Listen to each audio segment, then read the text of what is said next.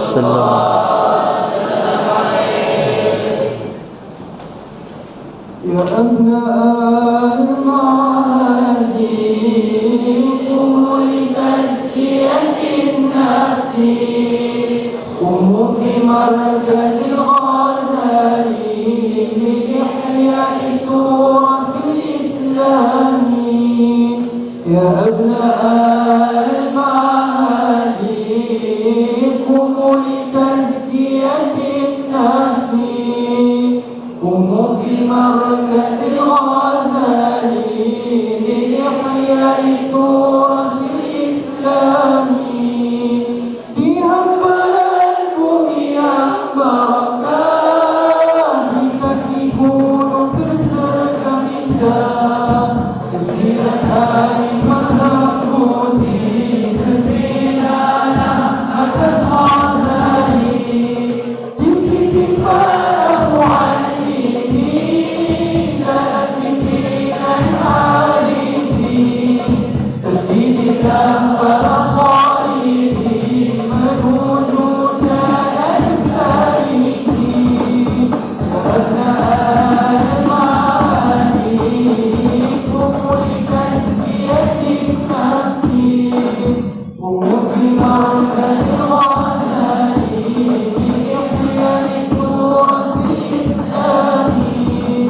بدرك للأشافعي الأشعري والماتريدي إمامنا الغزالي دولة الهشتاني من مصر جلت الأنبياء الطريقة الصوفية فكون جنة مجاهدة أعجب المشاهدة.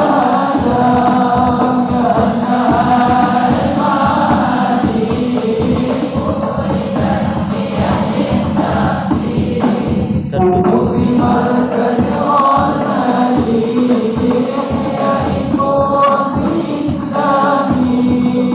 كروك لتعالي وربك بقالوه أكلك أنت بكاسيه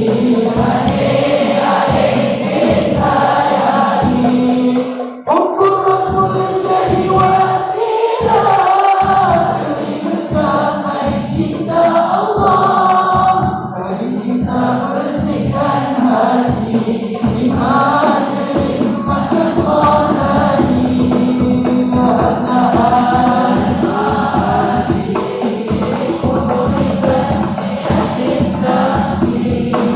قوموا في مركز الغزالي لإحياء تراث الإسلام. فقد صال والأنفوتين والجدون يملكسين ليكن هذا يوم منجي بلا أن kami peduli. Rasulullah cinta hati kami perjuangannya diwarisi. Kami generasi ghuraba tetap teguh walau ditolak.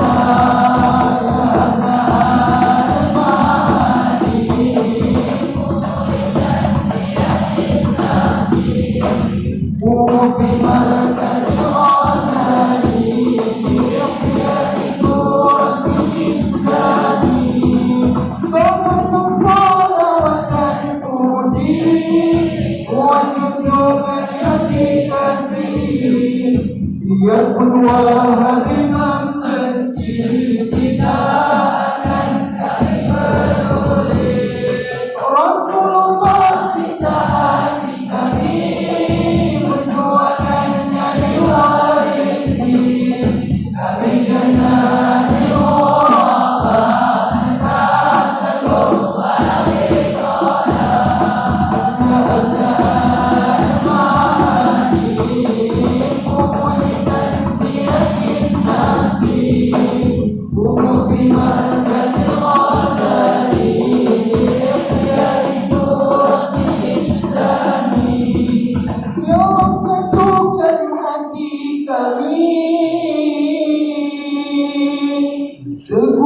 hati kami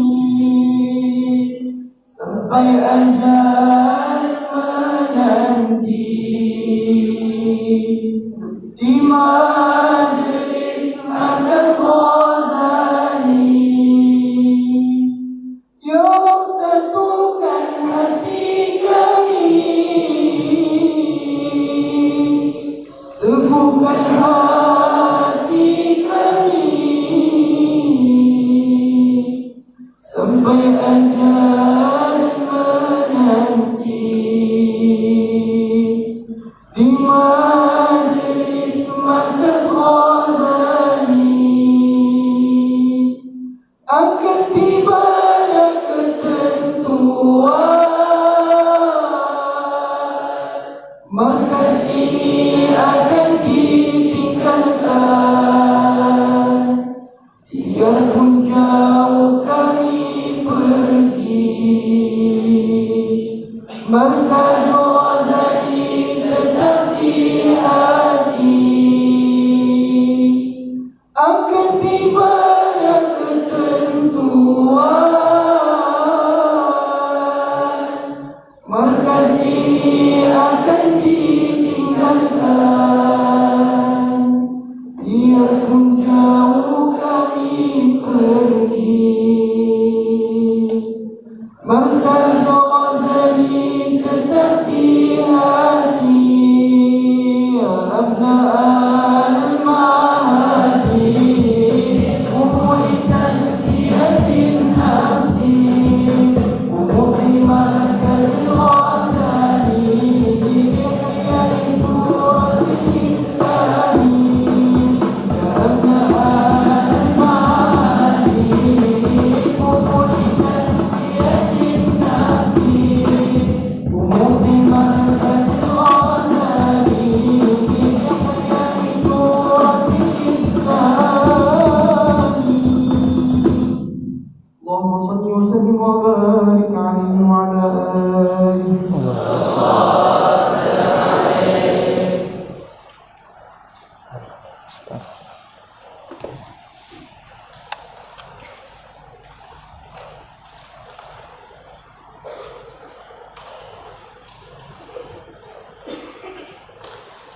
A'udzubillahi minasyaitonirrajim. A'udzubillahi minasyaitonirrajim. Bismillahirrahmanirrahim. Assalamualaikum warahmatullahi taala wabarakatuh. Alhamdulillah wassalatu wassalamu ala al-habibil mustafa sayyidina wa maulana Muhammadir Rasulillah wa ala alihi wa itratihi wa ashabihi wa man walah. Asyhadu an la ilaha illallah wahdahu la syarika lah wa asyhadu anna habibana wa sayyidana wa maulana Muhammadan abdullahi wa rasuluh wa safiyuhu min khalqihi wa habibuh, addal amanah wa ballaghar risalah wa nasahal ummah wa kashafa Allahu bihil ghummah. Allahumma salli wa sallim wa zid wa barik ala al-habibil mustafa sayyidina wa maulana Muhammadir Rasulillah wa ala alihi wa itratihi wa ashabihi wa man walah, amma ba'd. Alhamdulillah, syukur kita kepada Allah Subhanahu wa taala, kita dapat bertemu lagi pada malam yang berbahagia ini untuk sama-sama kita menyambung pembacaan hadis-hadis Rasulullah sallallahu alaihi wasallam yang membicarakan tentang amalan-amalan yang mudah namun kesemuanya sangat membawa kepada pahala yang melimpah ruah, sebagai bukti apa yang difirmankan oleh Allah Azza wa Jalla dalam satu hadis qudsi, inna rahmati sabaqat ghadabi. Alhamdulillah, saya juga rasa bersyukur kepada Allah dapat bersama dengan adik-adik yang dirahmati Allah pada malam ini, dan didendangkan pula dengan lagu yang memberikan semangat. Rasa ya Allah, moga-moga Allah Ta'ala tidak akan menjadikan walau seorang di kalangan kita tercicir daripada menjadi mereka yang akan menjadi galang ganti para Nabi dan para Rasul. Ya Rabbi, moga-moga tak ada seorang pun di kalangan kita yang tidak dipilih oleh Allah untuk menjadi mereka yang akan mewarisi apa yang ditinggalkan oleh Sayyiduna Rasulullah sallallahu alaihi wa alihi wasallam. Allahumma amin. Moga-moga adik-adik semua akan menjadi pewaris para Nabi dan para Rasul, dan akan meneruskan apa yang telah diperjuangkan oleh baginda Rasul alaihi salatu wassalam, para sahabat, para tabi'in, diwarisi sampai kepada kita dan adik-adik akan menyambung untuk generasi yang akan datang. Allahumma amin. Kita masuk kepada hadis yang ke-12, iaitu di muka surat yang ke-41. Hadis yang ke-12 muka surat yang ke-41 iaitu hadis yang menceritakan tentang doa para malaikat kepada orang yang beriktikaf di masjid. Jadi antara perbuatan yang senang untuk dilakukan tetapi pahalanya membawa sangat-sangat besar di sisi Allah adalah beriktikaf di masjid. Kita lihat hadisnya, hadis yang diriwayatkan oleh Al-Imam Al-Bukhari bisnadina al-muttasil ila sayyidina al-Imam Al-Bukhari Abi Abdullah Muhammad ibn Ismail ibn Ibrahim ibn Al-Mughirah ibn Bardizbah rahimahullahu azza wa jalla wa nafa'ana Allah bi'ulumihi wa ulumi masyayikhihi wa talamizatihi wa qurra'i sahihihi wa sa'iri musannafatihi wa syurrahiha Allahumma amin. Bisanadina ilaihi wa bisanadihi an Abi Hurairah radhiyallahu ta'ala anhu anna Rasulullah sallallahu alaihi wa alihi wa sallam qala Al-malaikatu tusalli ala ahadikum ma dama fi musallahu alladhi salla fihi ma lam yuhdith taqul Allahumma ighfir lahu Allahumma arhamhu rawahul Bukhari wa fi riwayati Muslimin radhiyallahu ta'ala anhu bisanadina ilaihi bisanadihi an Abi Hurairah radhiyallahu ta'ala anhu qala قال رسول الله صلى الله عليه وآله وسلم صلاة الرجل في جماعة تزيد على صلاته في بيته وصلاته في سوقه 27 درجة وذلك أن أحدهم إذا توضأ فأحسن الوضوء ثم أتى المسجد لا ينهزه إلا الصلاة لا يريد إلا الصلاة فلم يخطو خطوة إلا رفع له بها درجة وحط عنه بها خطيئة حتى يدخل المسجد فإذا دخل المسجد كان في الصلاة ما كانت الصلاة هي تحبسه والملائكة يصلون على أحدكم ما دام في مجلسه الذي صلى فيه يقولون اللهم ارحمه اللهم اغفر له اللهم تب عليه ما لم يؤذ فيه ما لم يحدث فيه. وفي رواية أخرى لمسلم عن أبي هريرة رضي الله تعالى عنه أن رسول الله صلى الله عليه وآله وسلم قال لا يزال أحدكم في صلاة ما دامت الصلاة تحبسه لا يمنعه أن ينقلب إلى أهله إلا الصلاة. Dalam hadis yang ke-12 dengan pelbagai riwayat ini, kalau kita lihat terjemahannya daripada Sayyidina Abi Hurairah radhiyallahu taala anhu bahawa sesungguhnya Rasulullah sallallahu alaihi wa alihi wasallam telah bersabda, para malaikat akan berselawat ke atas setiap seorang daripada kamu semua selagi dia masih berada di tempat salatnya yang dia telah bersalat di situ selagi dia tidak berhadas. Mereka akan berkata, mereka di sini maksud dia para malaikat tersebut akan berkata, ya Allah ampunkanlah baginya, ya Allah rahmatilah dia. Hadis ini telah diriwayatkan oleh Al-Imam Al-Bukhari. Daripada hadis ini tahulah kita bahawa orang yang beriktikaf di masjid, moga-moga kita juga tergolong dalam golongan yang beriktikaf tersebut. Amin. Sebab kita berada dalam majlis ilmu, kita berada terus, kita daripada solat tadi kita berada di tempat kita dalam majlis menuntut ilmu, dan memang ada malaikat khusus yang mencari hilaquz zikr, mencari bulatan-bulatan zikir, majlis-majlis zikir. Apabila mereka berada dalam majlis tersebut, mereka akan menaungi sayap mereka sebagai tanda redha kepada mereka, kepada orang yang berada dalam majlis mengingati Allah. Jadi moga-moga kita juga tergolong dalam golongan ini. Amin. Jadi apabila seseorang itu beriktikaf di masjid, Selagi dia beriktikaf di masjid, kalau kita ada peluang pergi masjid contoh, kita boleh duduk di dalam masjid, kita kurung diri kita dalam masjid dengan maksud kita tidak keluar daripada masjid, kita terus berada dalam masjid. Walau selama mana sekalipun, walau sekejap mana sekalipun, selagi kita masih dalam masjid, selagi itu ada malaikat yang akan terus mendoakan kita. Nabi sebut malaikat itu bersolawat ke atas kita. Solawat dalam bahasa Arab maksudnya mendoakan.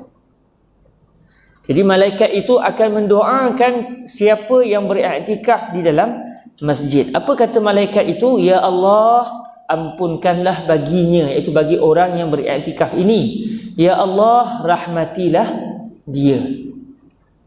Kenapa doa malaikat penting? Sebab malaikat adalah hamba Allah yang tidak pernah melakukan dosa. Apabila malaikat adalah makhluk Allah yang tidak pernah melakukan dosa, doa para malaikat adalah makbul, insya-Allah. Jadi sebab tu kita sendiri pun kalau jumpa orang-orang soleh, kita akan kata, wahai tuan syekh, wahai tuan guru, doakan saya. Sebab apa? Kita boleh je doa sendiri. Memang kita pun mendoakan diri kita, memohon kepada Allah agar Allah bagi kebaikan kepada kita. Tapi kalau kita jumpa orang-orang baik, orang soleh, jumpa wali-wali Allah, kita akan minta supaya mereka turut mendoakan kita. Sebab apa? Sebab doa mereka insya-Allah didengar oleh Allah Azza wa Jal. Dan moga-moga doa kita pun didengar oleh Allah. Apatah lagi kalau mereka itu adalah daripada golongan malaikat. Sebab itu beriktikaf senang. Senang je iktikaf, duduk 5 minit ke 10 minit ke, ikutlah. Kemudian kita beribadah, sama ada kita duduk berzikir ke atau kita duduk baca Quran ke. Tapi sepanjang kita berada dalam masjid tersebut, sama ada kita tunggu solat atau lepas solat kita tak balik terus, kita berzikir dulu.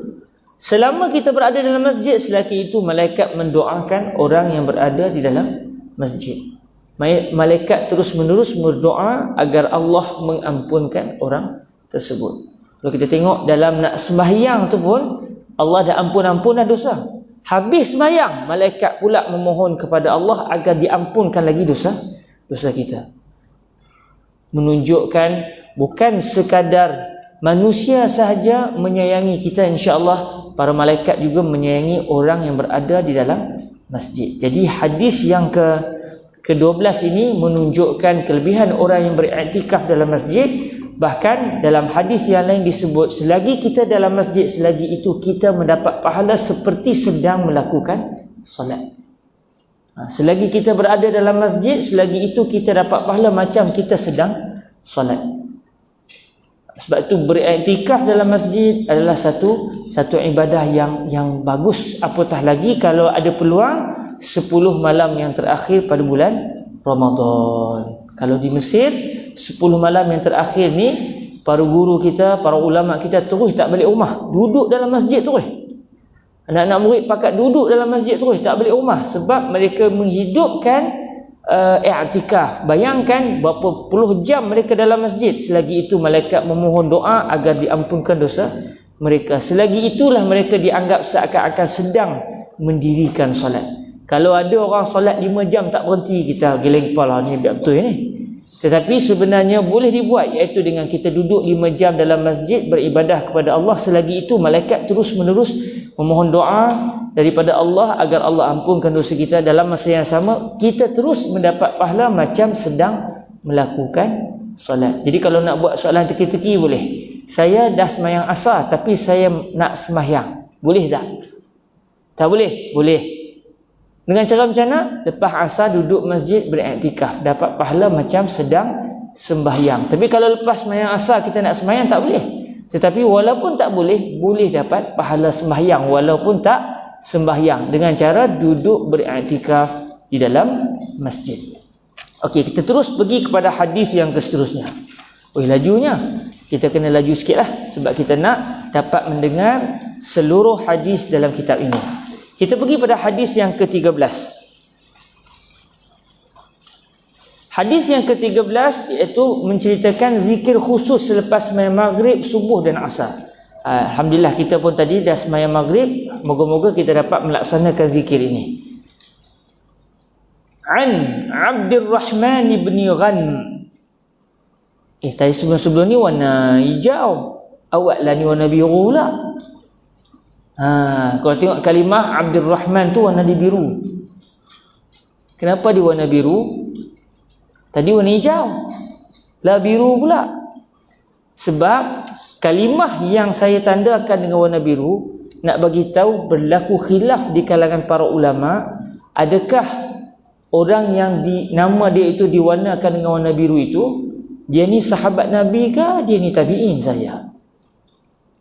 Ada yang kata dia sahabat Rasulullah sallallahu alaihi wasallam, ada yang kata dia adalah tabi'in, bukan sahabat Rasulullah sallallahu alaihi wasallam.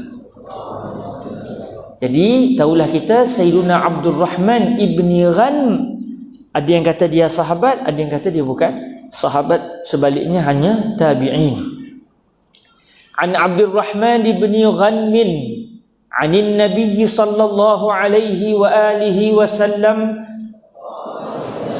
annahu qala man qala qabla an yansarifa wa yathniya rijlahu min salatil maghribi was subhi la ilaha illallah wahdahu la sharika lah lahul mulku wa lahul hamdu biyadihil khair yuhyi wa yumit wa huwa ala kulli syai'in qadir 10 marrat kutiba lahu bi kulli wahidatin 10 hasanat wa muhiyat anhu 10 sayyiat wa rufi'a lahu 10 darajat wa kanat hirzan min kulli makruhin wa hirzan min asy-syaithanir rajim.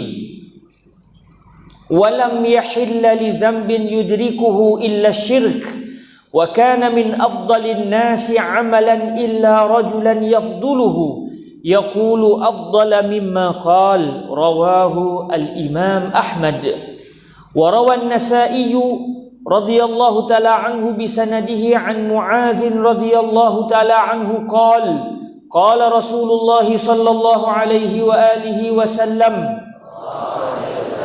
من قال حين ينصرف من صلاة الغداة لا إله إلا الله وحده لا شريك له له الملك وله الحمد وهو على كل شيء قدير 10 مرات من قبل أن يتكلم كتب له بهن 10 حسنات ومحي عنه بهن 10 سيئات ورفع بهن 10 درجات وكنا له عدل 10 نسمات وكنا له حرسا من الشيطان وحرزا من المكروه ولم يلحقه في يومه ذلك ذنب إلا الشرك بالله ومن قالهن حين ينصرف من صلاة العصر أعطي مثل ذلك في ليلته.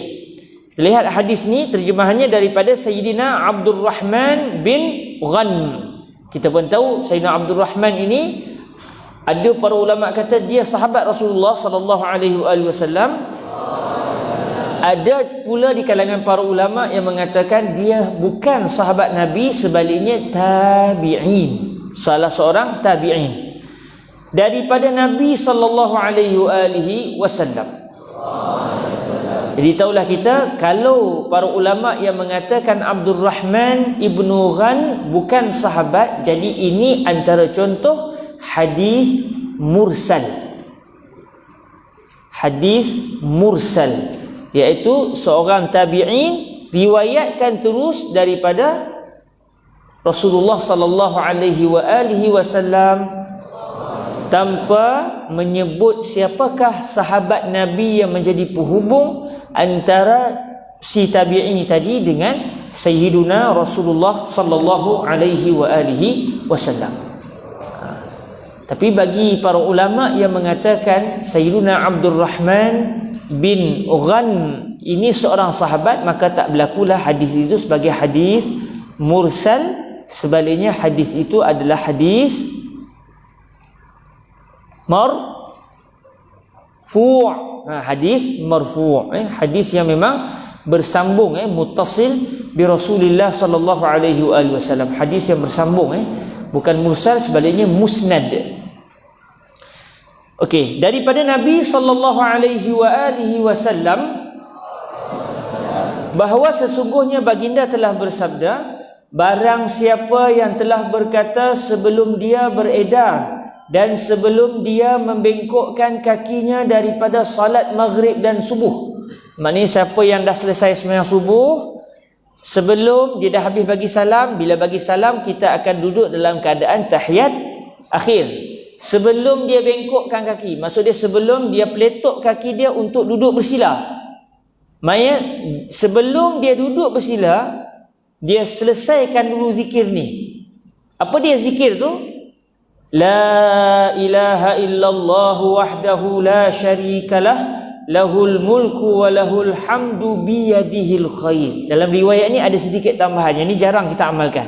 Biasanya kita amalkan la ilaha illallah wahdahu la syarikalah, lahul mulku wa lahul hamdu yuhyi wa yumiitu wa huwa ala kulli syai'in qadir. Sebanyak 10 kali. Sembahyang apa? Sembahyang subuh dan sembahyang maghrib. Maksudnya selepas kita selesai sembahyang subuh dan selepas kita selesai sembahyang maghrib, sebelum kita duduk bersila, kita menyelesaikan dahulu zikir ini. Cuma dalam riwayat Imam Ahmad ada satu tambahan, iaitu biyadihil khair. Apa maksud dia?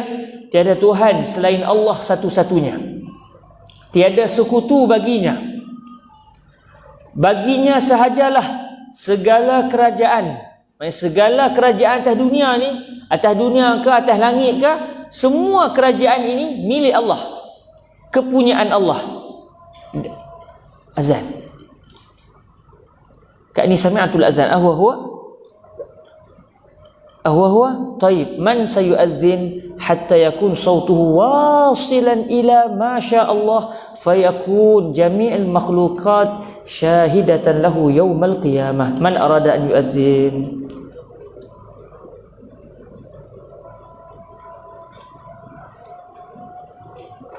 Pause.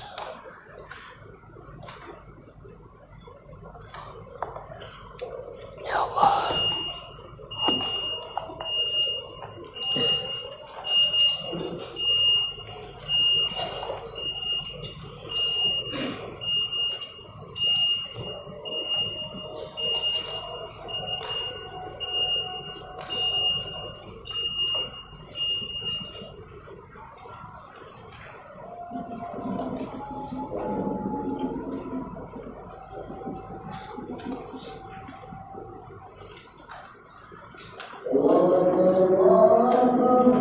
Allahu akbar.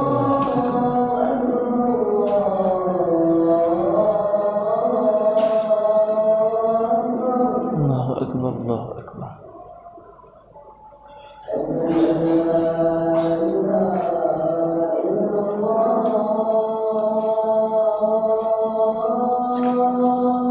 Asyhadu an la ilaha illallah.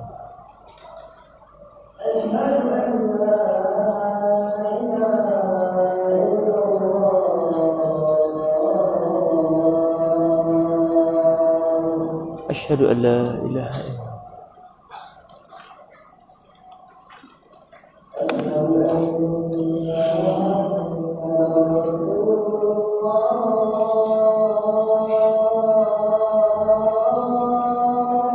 Asyhadu anna sayyidana Muhammadar Rasulullah.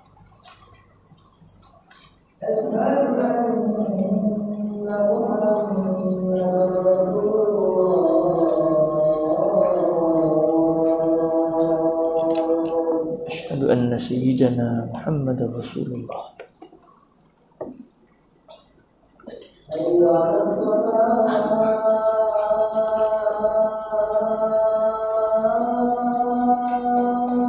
La haula wala quwwata illa billahil aliyyil azim.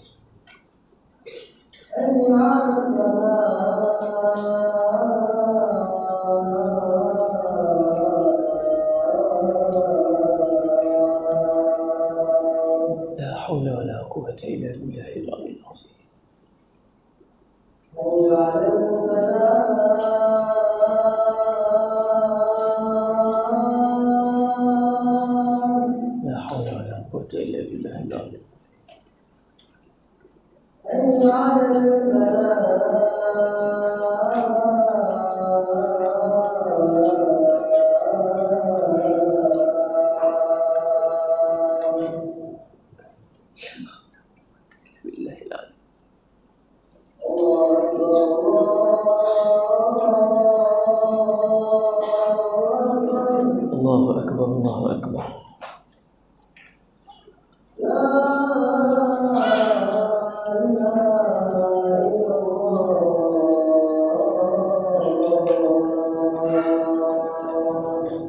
ana asyhadu an la ilaha illallah wahdahu la syarika lah wa anna sayyidana Muhammadan abduhu wa rasuluh raditu billahi rabba wa bi sayyidina Muhammadin rasula wa bil islami dina Allahumma rabb hadhihi ad-da'wati at-tammah was-salati al-qa'imah آت سيدنا محمدا الوسيلة والفضيلة وابعثه اللهم مقاما محمودا الذي وعدته إنك لا تخلف الميعاد وصلى الله على سيدنا محمد وعلى آله وصحبه وبارك وسلم آمين. Habislah kami semua. Bukan tak habislah, sonoklah. Kami akan jadi saksi kepada adik. Adik nama siapa? Adam. Akan jadi saksi semua kita ni, bukan tak kita dengan handphone kita semua akan jadi saksi bahawa Ustaz Adam kita azan pada hari ini. Ya Rab, amin ya Rab. Kita pun dapat juga dapat syafaat Nabi dan diampunkan semua dosa-dosa kecil kita dengan sebab doa tadi. Alhamdulillah. Baik, balik kepada hadis. Selepas kita sembahyang maghrib dan selepas kita sembahyang subuh, kita akan sebut La ilaha illallah wahdahu la syarikalah lahul mulku wa lahul hamd. Tapi ada tambahan sikit dalam riwayat Imam Ahmad, biyadihil khair yuhyi wa yumit wa huwa ala kulli syai'in qadir. Apa maksud dia? Tiada Tuhan selain Allah satu-satunya, tiada sekutu baginya, baginya sahajalah segala kerajaan dan baginya sahajalah segala pujian. Sebab kalau kita buat baik pun hakikatnya yang bagi hidayah kepada kita adalah Allah. Sebab tu orang yang dia boleh faham sungguh-sungguh benda ni, mailah siapa puji dia pun, dia katalah puji hanya untuk Allah. Tak apalah nak puji-pujilah, tapi hakikatnya dia tidak akan termakan dengan puji tersebut. Sebab dia tahu kalau tidak Allah yang bagi hidayah kat dia, tak akan mampu dia untuk melakukan kebaikan. Sebab itu segala puji milik Allah. Di tangannya sahajalah segala kebaikan. Allah Ta'ala ada tangan kau nak? Wa kullu nafsin awhamat tashbiha awwilhu aw fawwid wa rum tanziha. Al-Imam Al-Laqani, Imam Ahli Sunnah wal Jamaah, dalam kitab beliau Jauharatut Tauhid, menjelaskan kepada kita kaedah, kalau kita mendapati mana-mana firman Allah ataupun mana-mana sabdaan Sayyiduna Rasulullah sallallahu alaihi wasallam yang seakan-akan menunjukkan Allah seperti makhluk, seakan-akan macam Allah seperti makhluk. Contoh macam di sini, di tangannya lah, biyadihil khair. Dalam bahasa Arab yad ada banyak makna, tapi biasanya bila sebut yad kita akan teringat ni, tangan. Jadi kalau kita faham ikut makna yang terzahir di pemikiran kita, kita akan kata di tangannya sahajalah, iaitu di tangan Allah sahajalah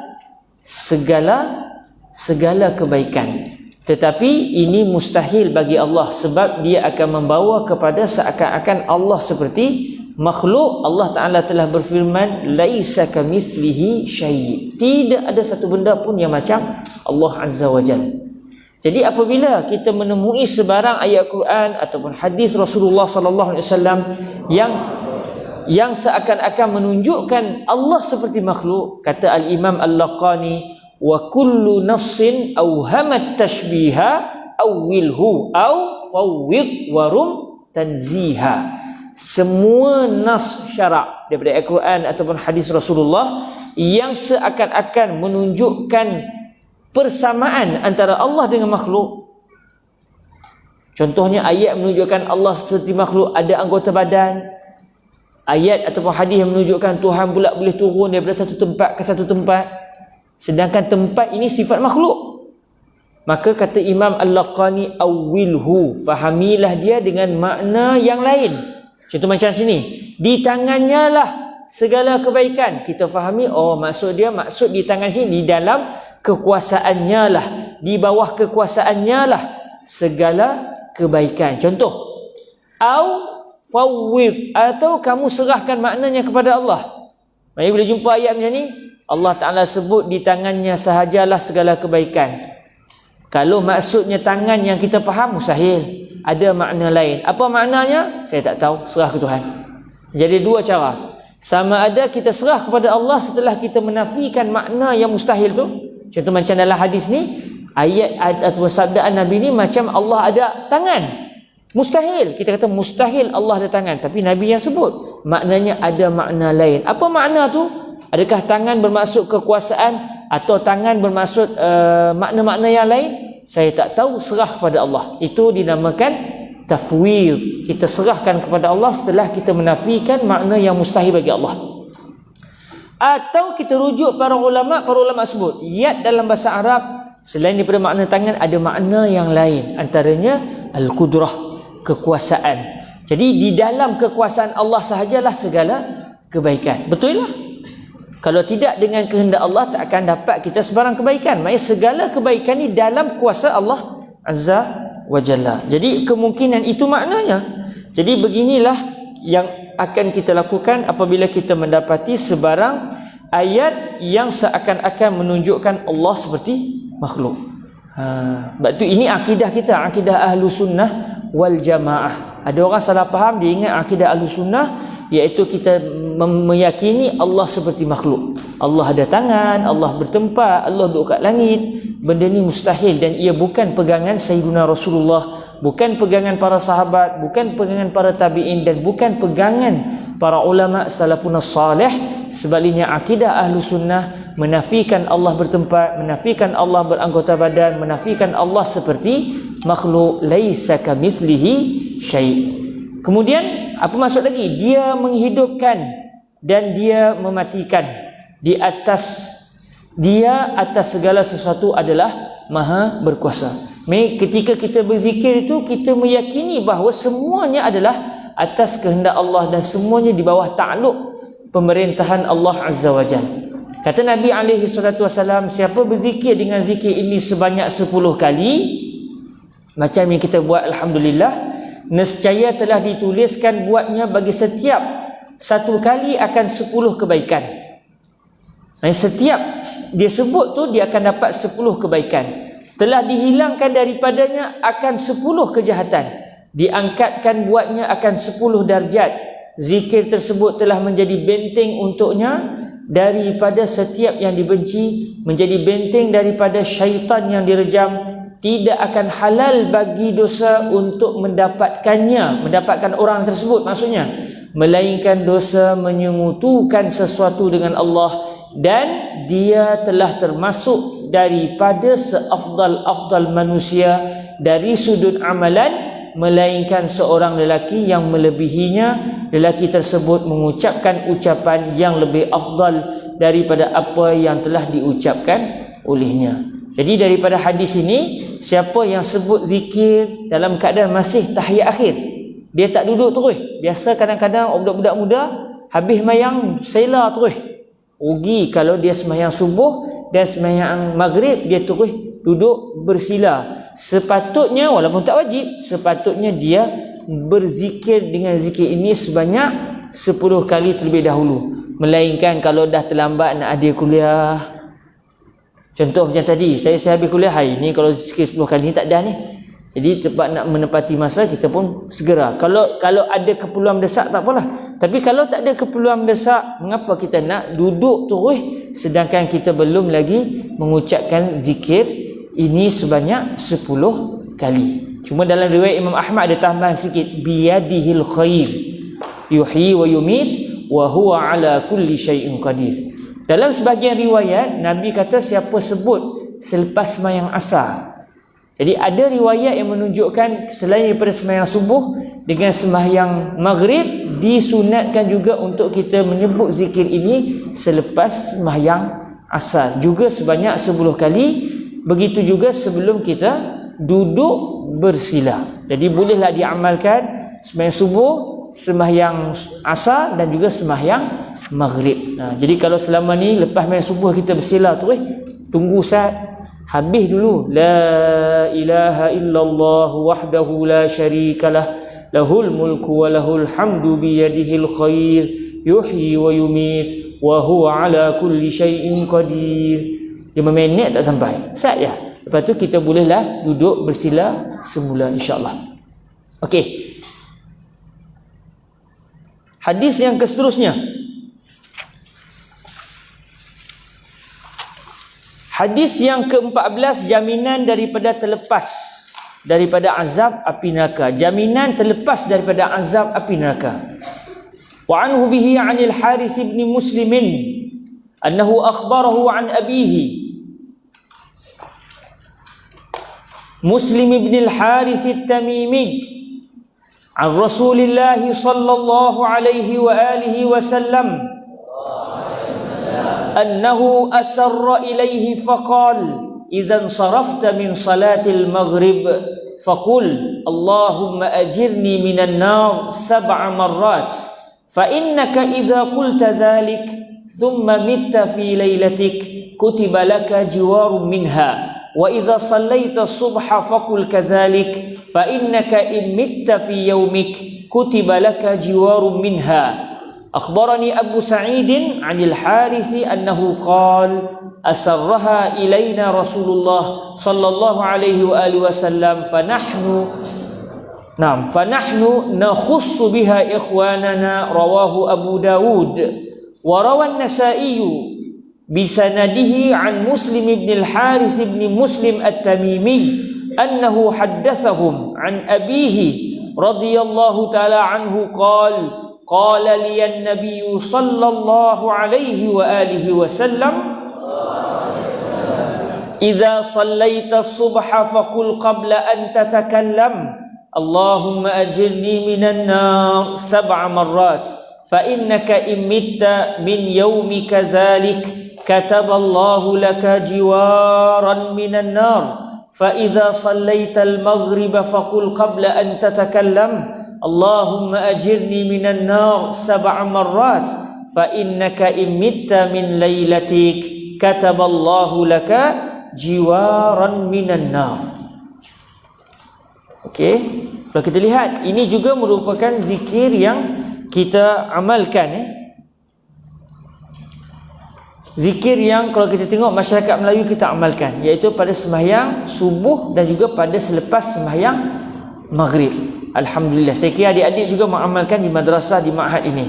Kita tengok apa hadisnya daripada Al-Harith bin Muslim, bahawa sesungguhnya beliau telah memberitahu Abu Sa'id Al-Filastini daripada bapanya, iaitu Sayyidina Muslim bin Al-Harith At-Tamimi, daripada Rasulullah sallallahu alaihi wa alihi wasallam, bahawa sesungguhnya baginda telah menyatakan secara rahsia kepada beliau. Maksud secara rahsia ni, Nabi panggil, Nabi bagi tahu seorang-seorang. Nabi tak sebut dalam majlis umum. Nabi sebut kepada Sayyiduna Muslim bin Al-Harith At-Tamimi. Itu dimasukkan secara rahsia. Bukan maksudnya Nabi tak bagi, jangan beritahu orang lain, bukan. Tapi Nabi bagi tahu secara seorang-seorang. Jadi antara para ulama sebut tujuannya supaya Sayyiduna Muslim bin Al-Harith At-Tamimi merasakan ini satu zikir yang penting, sehingga Nabi bagi tahu khusus kepada beliau. Bukan maksudnya jangan diberitahu kepada orang lain, sebab tak ada rahsia dalam agama Islam ni. Daripada Rasulullah sallallahu alaihi wa alihi wasallam, bahawa sesungguhnya baginda telah menyatakan secara rahsia kepada beliau. Lalu baginda telah bersabda, apabila anda telah beredar dari salat maghrib, maka katakanlah, maksud beredar daripada sembahyang maghrib ni maksudnya telah selesai sembahyang maghrib. Bila dah selesai bagi salam, maka katakanlah Allahumma ajirni minan nar, yang bermaksud, ya Allah, lindungilah saya daripada api neraka, sebanyak 7 kali. Kerana sesungguhnya anda, apabila anda telah mengucapkan doa itu, kemudian sekiranya anda telah meninggal dunia pada malam anda membaca doa tersebut, nescaya telah ditulis buat anda akan keselamatan daripada api neraka. Apabila anda telah bersolat subuh, maka katakanlah juga seperti doa itu, kerana sesungguhnya anda, sekiranya anda telah meninggal dunia pada siang anda berdoa dengan doa tersebut, nescaya telah ditulis buat anda akan keselamatan daripada api neraka. Jadi kalau kita lihat hadis yang telah diriwayatkan oleh Sayyidina Al-Imam Abu Daud, begitu juga Al-Imam An-Nasa'i ini, zikir yang kita duk dengar ayah-ayah kita, ibu-ibu kita, tok wan kita duk sebut lepas main subuh dan juga selepas main maghrib ni, iaitu Allahumma ajirni minan nar, Allahumma ajirni minan nar, Allahumma ajirni minan nar. Tapi kalau dalam solat Jumaat biasanya kita sebut Allahumma ajirna. Tapi sebenarnya kalau kita zikir ramai-ramai tak ada masalah kita sebut Allahumma ajirni. Tak ada masalah sebab setiap seorang menyebut. Tapi kalau lepas habis sembahyang, imam angkat tangan, makmum angkat tangan, makmum sebut amin, amin, tiba-tiba imam sebut Allahumma ajirni minan nar, makmum pun amin, haram alik, macam tu kan. Tak boleh kan? Sebab apa? Sebab kalau imam mengaminkan, dia menjadi wakil makmum untuk berdoa, tiba-tiba dia kata, ya Allah selamatkan saya daripada api neraka. Habis makmum ni macam mana? Naya. Sebab tu kalau imam dia nak berdoa, dia kena sebut Allahumma ajirna.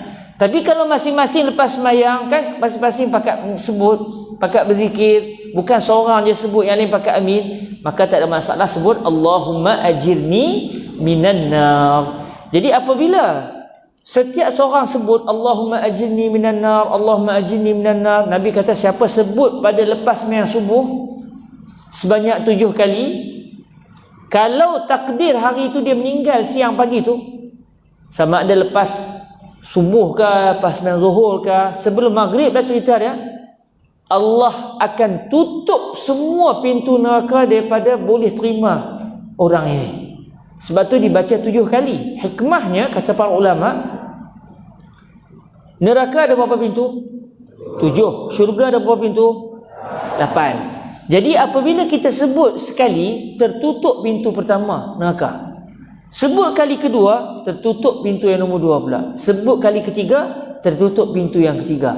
Bila kita sebut sebanyak 7 kali, hari itu 7 pintu neraka katuk untuk kita. Memang kalau teringin, tak boleh teringin dah sebab dah tertutup. Siapa teringin? Tak ada siapa teringin masuk api neraka. Jadi maknanya apabila seseorang itu dia sudah memohon doa ini pada selepas sembahyang subuh, sebab subuh awal pagi, maghrib pula awal malam, awal malam maghrib, awal pagi subuh. Masuk subuh tu awal waktu siang. Jadi apabila lepas subuh dia sebut 7 kali, maksud dia sepanjang pagi itu, sepanjang siang hari itu, 7 pintu neraka sudah tertutup bagi dirinya. Kalaulah takdir dia meninggal hari itu, maksudnya dia tidak akan dimasukkan ke dalam api neraka sebab doa dia diterima oleh Allah. 7 pintu dah tertutup buat dirinya. Bila pintu neraka dah tertutup, pintu yang terbuka adalah pintu syurga Allah Azza wa Jalla. Kalau dia tak meninggal hari itu, malam lepas maghrib dia pun sebut Allahumma ajirni minan nar 7 kali. Ke-7 pintu neraka ditutup sekali lagi pula untuk belah malam. Kalau malam tu takdir dia meninggal dunia, tak kira lepas maghrib ke, isyak ke, tengah malam ke, yang penting sebelum subuh takdir dia meninggal dunia, 7 pintu neraka sudah tertutup untuk dirinya. Kita ni sama ada meninggal dunia waktu siang atau waktu malam. Ke ada lagi waktu lain, siang pun tak, malam pun tak. Betul ke? Tak tahu. Salah satu mesti sama ada siang ataupun malam. Maksud dia siapa yang amalkan zikir ni tiap-tiap hari, insya-Allah dia tidak akan dapat dimasukkan ke dalam api neraka sebab dia sudah memohon untuk dia dijauhkan daripada api neraka. Sebab Allahumma ajirni minan nar, maksud dia ya Allah lindungilah saya daripada api neraka. Jadi sebab tu jangan dilepaskan juga peluang menyebut zikir ni. Biasanya dalam peramalan masyarakat susunannya lepas kita istighfar 3 kali, kita sebut la ilaha illallah wahdahu la syarikalah lahul mulku wa lahul hamdu wa huwa ala kulli syai'in qadir sebanyak 10 kali dulu. Kemudian barulah kita sebut Allahumma ajirni minan nar sebanyak 7 kali. Jadi la ilaha illallah sampai habis 10 kali, Allahumma ajirni minan nar 7 kali untuk sembahyang subuh dan juga sembahyang maghrib. Alhamdulillah. Okey, kita terus kepada hadis yang seterusnya. Hadis yang ke-15. Laju sungguh baca ni. Senak perut baca laju ni, tapi tak apa, sekali sekala. Maraton. Pengajian maraton. Hadis yang ke-15, tasbih, tahmid dan takbir selepas solat sebanyak 33 kali juga menjadi amalan kita, alhamdulillah. Sebab tu jangan, kalau tak ada kesibukan, jangan lepaskan peluang untuk mengucapkan subhanallah 33 kali, alhamdulillah 33 kali, Allahu akbar 33 kali lepas sembahyang. Jangan lepaskan peluang. Nasihat untuk diri saya, nasihat untuk semua kita biiznillah subhanahu wa taala. Sebab ni benda ni senang dan tak ambil masa pun, tetapi pahala dia sangat melimpah ruah. Kita tengok hadis ni riwayat Imam Muslim. Wa anhu bihi bisanadihi an Abi Salih an Abi Hurairah radhiyallahu taala anhu anna fuqara al-muhajirin atau Rasulullah sallallahu alaihi wa alihi wasallam faqalu ذهب أهل الدثور بالدرجات العلا والنعيم المقيم فقال وما ذاك قالوا يصلون كما نصلي ويصومون كما نصوم ويتصدقون ولا نتصدق ويعتقون ولا نعتق فقال رسول الله صلى الله عليه وآله وسلم أفلا أعلمكم شيئا تدركون به من سبقكم وتسبقون به من بعدكم ولا يكون أحد أفضل منكم إلا من صنع مثل ما صنعتم قالوا بلى يا رسول الله قال تسبحون وتكبرون وتحمدون دبر كل صلاة 33 مرة قال أبو صالح فرجع فقراء المهاجرين إلى رسول الله صلى الله عليه وآله وسلم فقالوا سمع إخواننا أهل الأموال بما فعلنا ففعلوا مثله فقال رسول الله صلى الله عليه وآله وسلم ذلك فضل الله يؤتيه من يشاء رواه مسلم. Kita tengok terjemahan hadis ni daripada Abu Salih, seorang tabi'in, daripada Sayyidina Abu Hurairah radhiyallahu taala anhu, bahawa sesungguhnya mereka yang fakir daripada golongan muhajirin, sahabat-sahabat Nabi daripada Mekah yang meninggalkan kota Mekah berhijrah ke kota Madinah, di kalangan mereka ada yang kaya, ada yang miskin. Jadi satu kumpulan orang muhajirin yang miskin, yang tak berduit ini, mereka telah mendatangi Rasulullah sallallahu alaihi wa alihi wasallam. Lalu mereka telah berkata, para pemilik harta yang banyak telah pergi dengan membawa darjat-darjat yang tinggi dan nikmat yang kekal. Jadi sahabat Nabi yang miskin ni jumpa Rasulullah, sebut pada Nabi, sonoklah orang kaya, darjat mereka tinggi-tinggi, pahala mereka banyak sungguh, untunglah jadi orang kaya, sonoklah. Nabi kata ni pasal apa ni? Tapi Nabi tak cakap Kedah lah. Okey, lalu baginda telah bersabda, apakah itu? Wa maza? Apa kes? Kalau orang KL kata apa kes? Kan? Apa pasal? Mereka telah berkata, mereka iaitu orang-orang kaya ni, mereka bersolat sebagaimana kami bersolat. Tak apalah, mereka sembahyang, kami pun sembahyang. Mereka berpuasa sebagaimana kami berpuasa. Namun yang ni beza. Nanyalah kami, orang miskin, mereka bersedekah dalam keadaan kami tidak bersedekah. Nak sedekah apa, duit tak pun ada. Mereka memerdekakan hamba. Zaman dulu ada hamba. Jadi bila hamba ni manusia yang dijual di pasar-pasar, kita saya tengok pi pegang abu contoh, pi pegang abu, masuk kedai, hai ni kedai apa? Kedai jual orang. Dia mungkin dia timbang kilo kah, kita tak tahu lah, tapi dia bukanlah pi potong kawan tu, dah jual. Ni hamba daripada Baghdad, siapa nak beli, dia pandai mengaji. Harga berapa? Kita jual murah-murah lah, 200,000 cukup lah. Macam tu. Oh, boleh tahan lah. Hak ni pula, hak ni hamba lagi bagus. Dia boleh baca kitab fiqh. Mazhab Syafi'i, akidah Asy'ari. Nak boleh? Macam tu. Hak ni mahal sikit lah. Dia boleh berdebat. Jadi berapa harga? Kita jual 500,000 cukup lah. Zaman dulu ada macam tu. Zaman dah tak ada. Sebab Nabi menggalakkan kaum muslimin kalau ada duit, beli mereka ni, bebaskan. Sebab mereka ni macam barang. Boleh beli. Lepas tu, cemuih aku tengok hang, aku jual hang balik. Boleh jual balik. Boleh tengok pasaran. Masa beli murah, tengok dia ni makin cerdik, boleh jual. Untung. Sebab zaman dulu memang zaman kalau berlaku peperangan, siapa yang kalah perang boleh ditawan jadi hamba. Jadi hamba, dia akan jadi pekerja tanpa gaji. Ikutlah tuan dia nak suruh dia buat apa. Jadi sistem ini berlaku sebelum daripada kedatangan Rasulullah sallallahu alaihi wasallam lagi. Lalu bila agama Islam datang, agama Islam galakkan siapa ada duit, pi beli depa ni. Lepas tu nak buat apa? Lepas dah beli, aku bebaskan kamu kerana Allah. Bila dia sebut begitu, dia tak boleh jual dah. Dia sudah tidak boleh dijual lagi. Dia sudah merdeka. Dia sudah merdeka daripada perhambaan.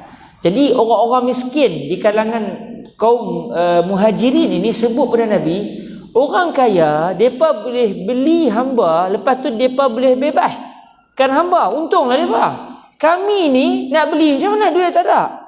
Jadi rugilah kami jadi orang miskin, sebab ada ibadah yang memerlukan duit. Orang kaya boleh buat, orang miskin tak boleh. Kalau macam tu nanyalah kami, ya Rasulullah, mereka dapat syurga hak kelas tinggi-tinggi, hak kami ni biasa-biasa lah kami macam tu. Nanyalah kami. Nampak? Para sahabat mereka tension bukan kerana tak ada duit. Tension sebab tidak dapat beribadah yang memerlukan duit. Bukan sonok dah mereka boleh makan KFC 3 kali sehari. Belum lagi beli di Shopee. Rugilah kami. Tengok syik Shopee tu ya, tapi tak boleh nak beli. Mereka pula Shopee boleh beli, Lazada boleh beli lagi. Lepas tu tiap-tiap 2-3 minit dia beli benda lagi. Lepas tu KFC lagi. Lepas tu macam-macam. Belum nasi Arab lagi. Rugilah kami. Para sahabat dia bukan tension tang tu. Dia tension rugilah kami tak dapat nak membebaskan hamba. Rugilah kami tak dapat nak beribadah. Tengok tak bagaimana Rasulullah berjaya mendidik para sahabat daripada pada asalnya manusia yang pentingkan harta menjadi manusia yang sudah melihat dunia ini tidak ada apa, melainkan semuanya adalah alat dan perkakas untuk mencari keredaan Allah Azza wa Jalla. Sebab tu kalau kita ada duit, itu peluang untuk kita beribadah. Kalau kita kebetulannya tidak berharta, tak ada masalah. Sebab Allah Ta'ala memberikan kita peluang untuk beribadah dengan cara yang lain. Al-Imam Asy-Syafi'i radhiyallahu ta'ala anhu, imam kita, daripada awal hidup beliau orang susah. Kita boleh beli buku, ada buku di tangan. Imam Syafi'i nak cari kertas pun tak ada. Tak cukup duit nak beli kertas. Akhirnya pergilah tengok hak kertas-kertas orang dah contiang tu. Hak ada bahagian hak kosong-kosong mereka tak contiang lagi, ambil. Hak kosong-kosong tu nak tulis. Lepas tu kalau jalan-jalan tengok orang buang tulang, mereka makan nasi Arab, memang mereka orang Arab. Mereka makan nasi Arab, makan roti Arab, lepas tu cicah dengan daging unta contoh. Lepas tu tulang tu mereka tak buatlah sup sampai mereka kekah tulang. Tulang tu lain kali mereka buang juga. Jadi ada tulang yang macam tulang yang di bahagian sini, di bahagian bahu ni dia agak leper sikit. Jadi boleh tulis. Imam Syafi'i ambil nak tulis. Akhirnya rumah Imam Syafi'i penuh dengan tulang. Kalau kita rumah penuh tulang, sah suka makan nasi Arab.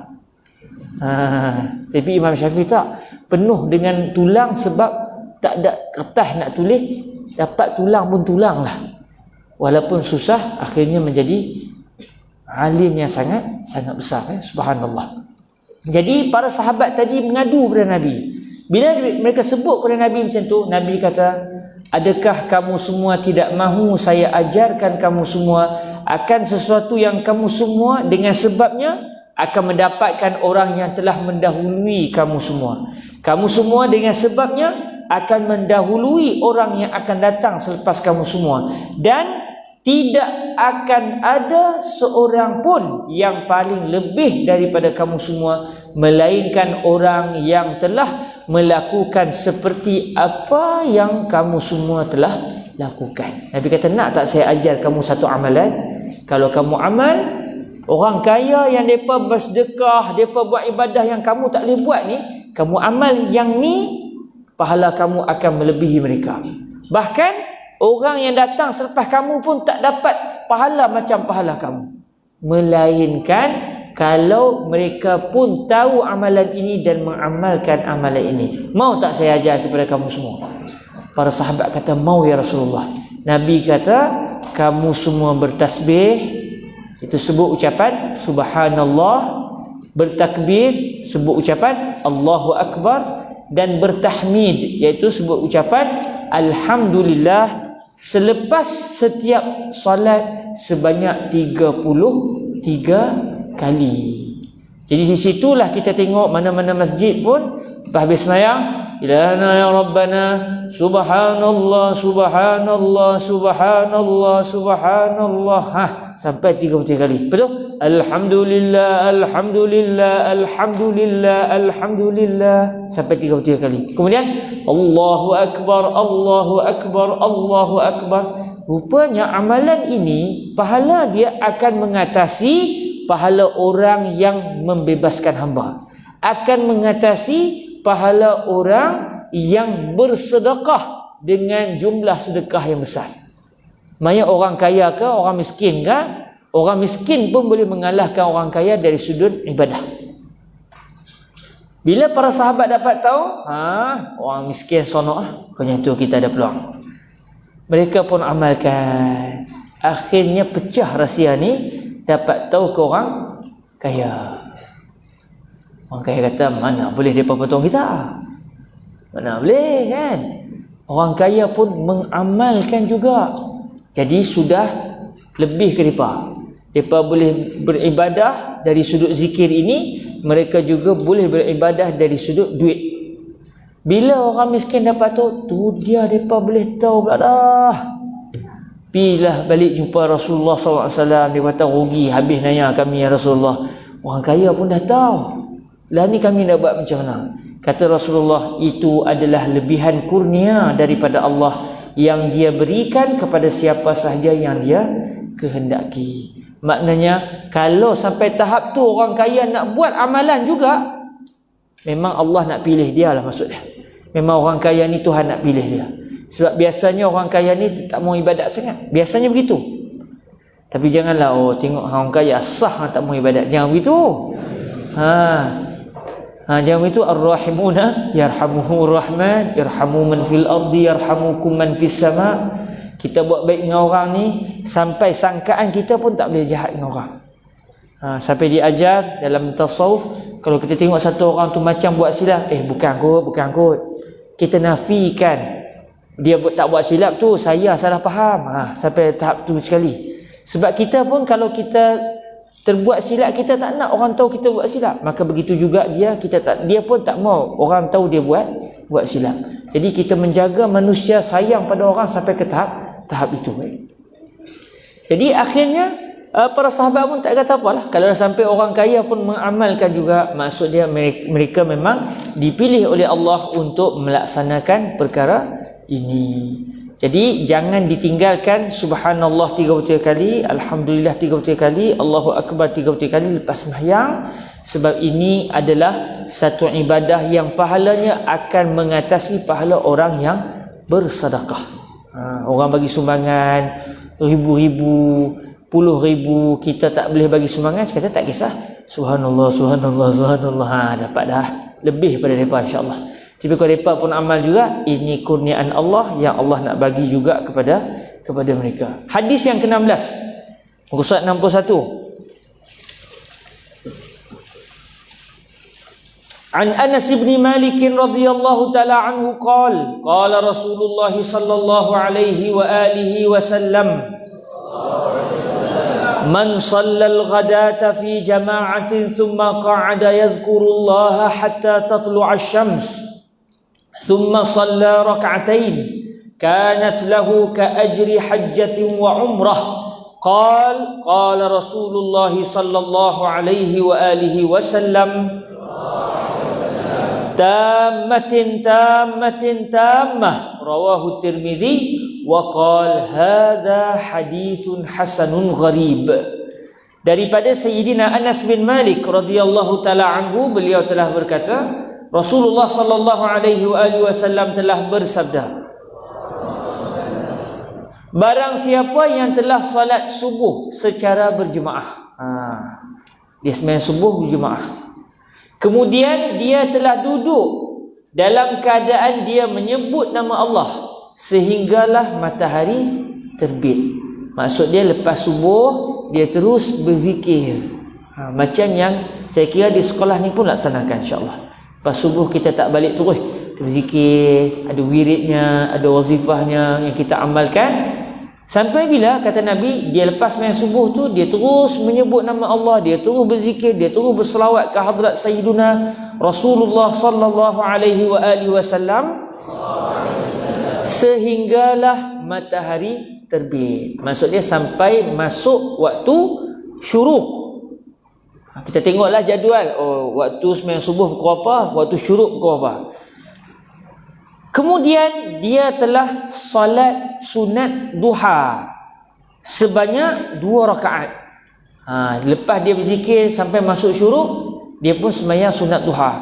Cuma dalam perbahasan fiqh, solat duha bukan selepas masuk syuruk sembahyang terus. Dia kena tunggu sampai matahari setinggi 1 lembing, atau orang Melayu kita kata 1 galah. Segalah kata para ulama falak di Malaysia, iaitu secara lebih kurang lah kita habaq nak selamatnya selepas 28 minit waktu syuruk. Kita tengok syuruk pukul apa. Kalau syuruk pukul 7.30 tambah lagi 28 minit. Pukul 7.30, 7 pukul 8.50 apa tu? 58 contoh, lebih kurang 28 minit, 7.58, 7.59 kita pun sembahyang duha. Kita tunggu Ustaz, lebih kurang dalam setengah jam lah mudahnya.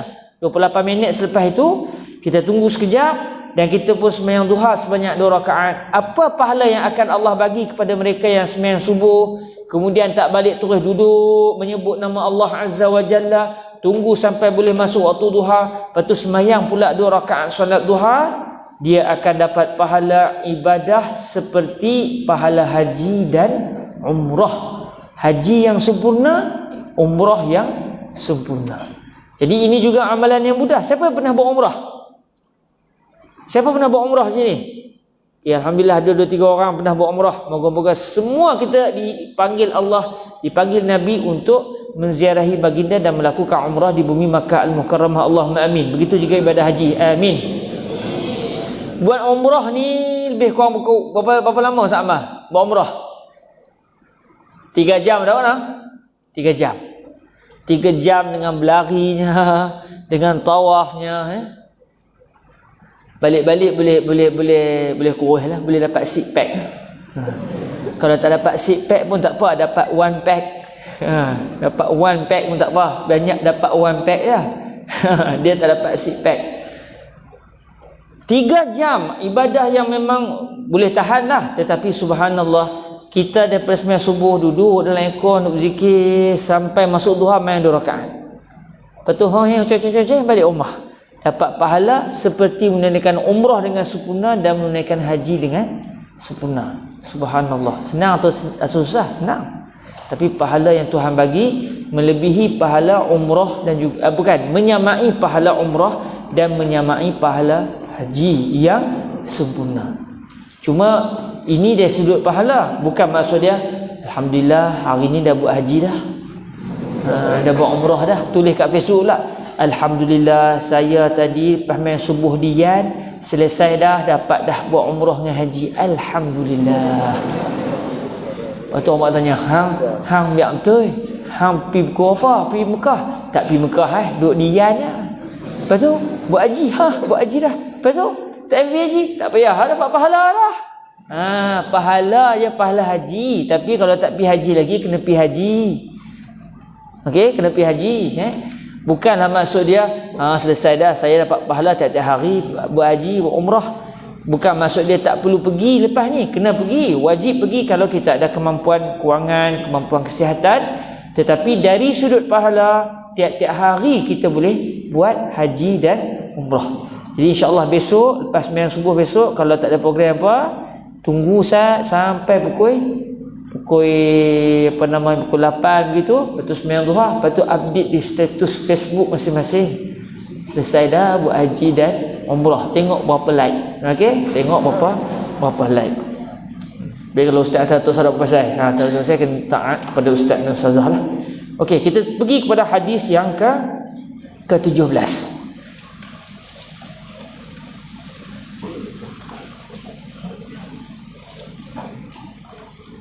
عن أبي ذر رضي الله تعالى عنه عن النبي صلى الله عليه وآله وسلم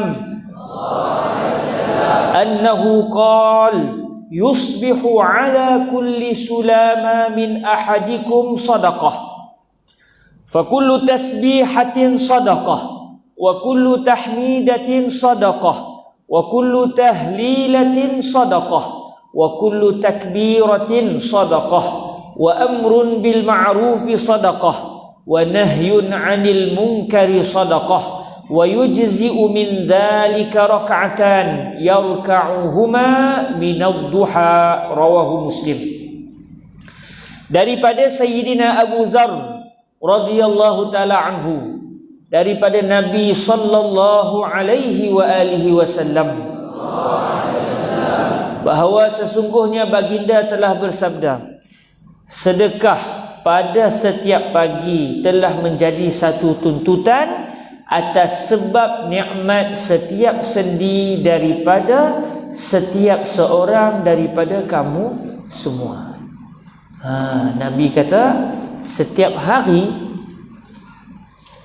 setiap sendi dalam badan kita ni, sendi jari ni saja dah berapa sendi dah yang boleh peletok-peletok ni, kat 3 dah, satu jari. Tantah lebih apa. Tapi hak zahir 3 lah. Ini boleh peletok, ni boleh peletok, ni boleh peletok. Ni jari, lepas tu tangan lagi, ni lagi, kepala lagi. Setiap badan kita ni, kata Sayyiduna Rasulullah sallallahu alaihi wa alihi wasallam, berapa jumlah sendi dalam badan kita? Berapa jumlah sendi? Ustaz Adam, ada berapa? Tahu tak? Tak ada dalam buku, tak ada. Ada. Muka surat yang ke-65. Itu jawapan bacaan dia. Sonoklah orang tanya soalan dia boleh jawab. Ada apa? 300? Betul jawapan lah. Tahu mana? Okey. 360 sendi. 360 sendi. Kata Fadilatul Syekh Yusri bin Rusdi, guru kami Fadilatul Syekh Yusri ni doktor bedah, tapi orang alim. Dari segi pekerjaan doktor bedah, tapi daripada kecil lagi, daripada muda lagi, masa beliau di sekolah di universiti. Syekh Yusri ni antara contoh orang yang belajar lewat tapi alim. Maknanya kita tak terlambat.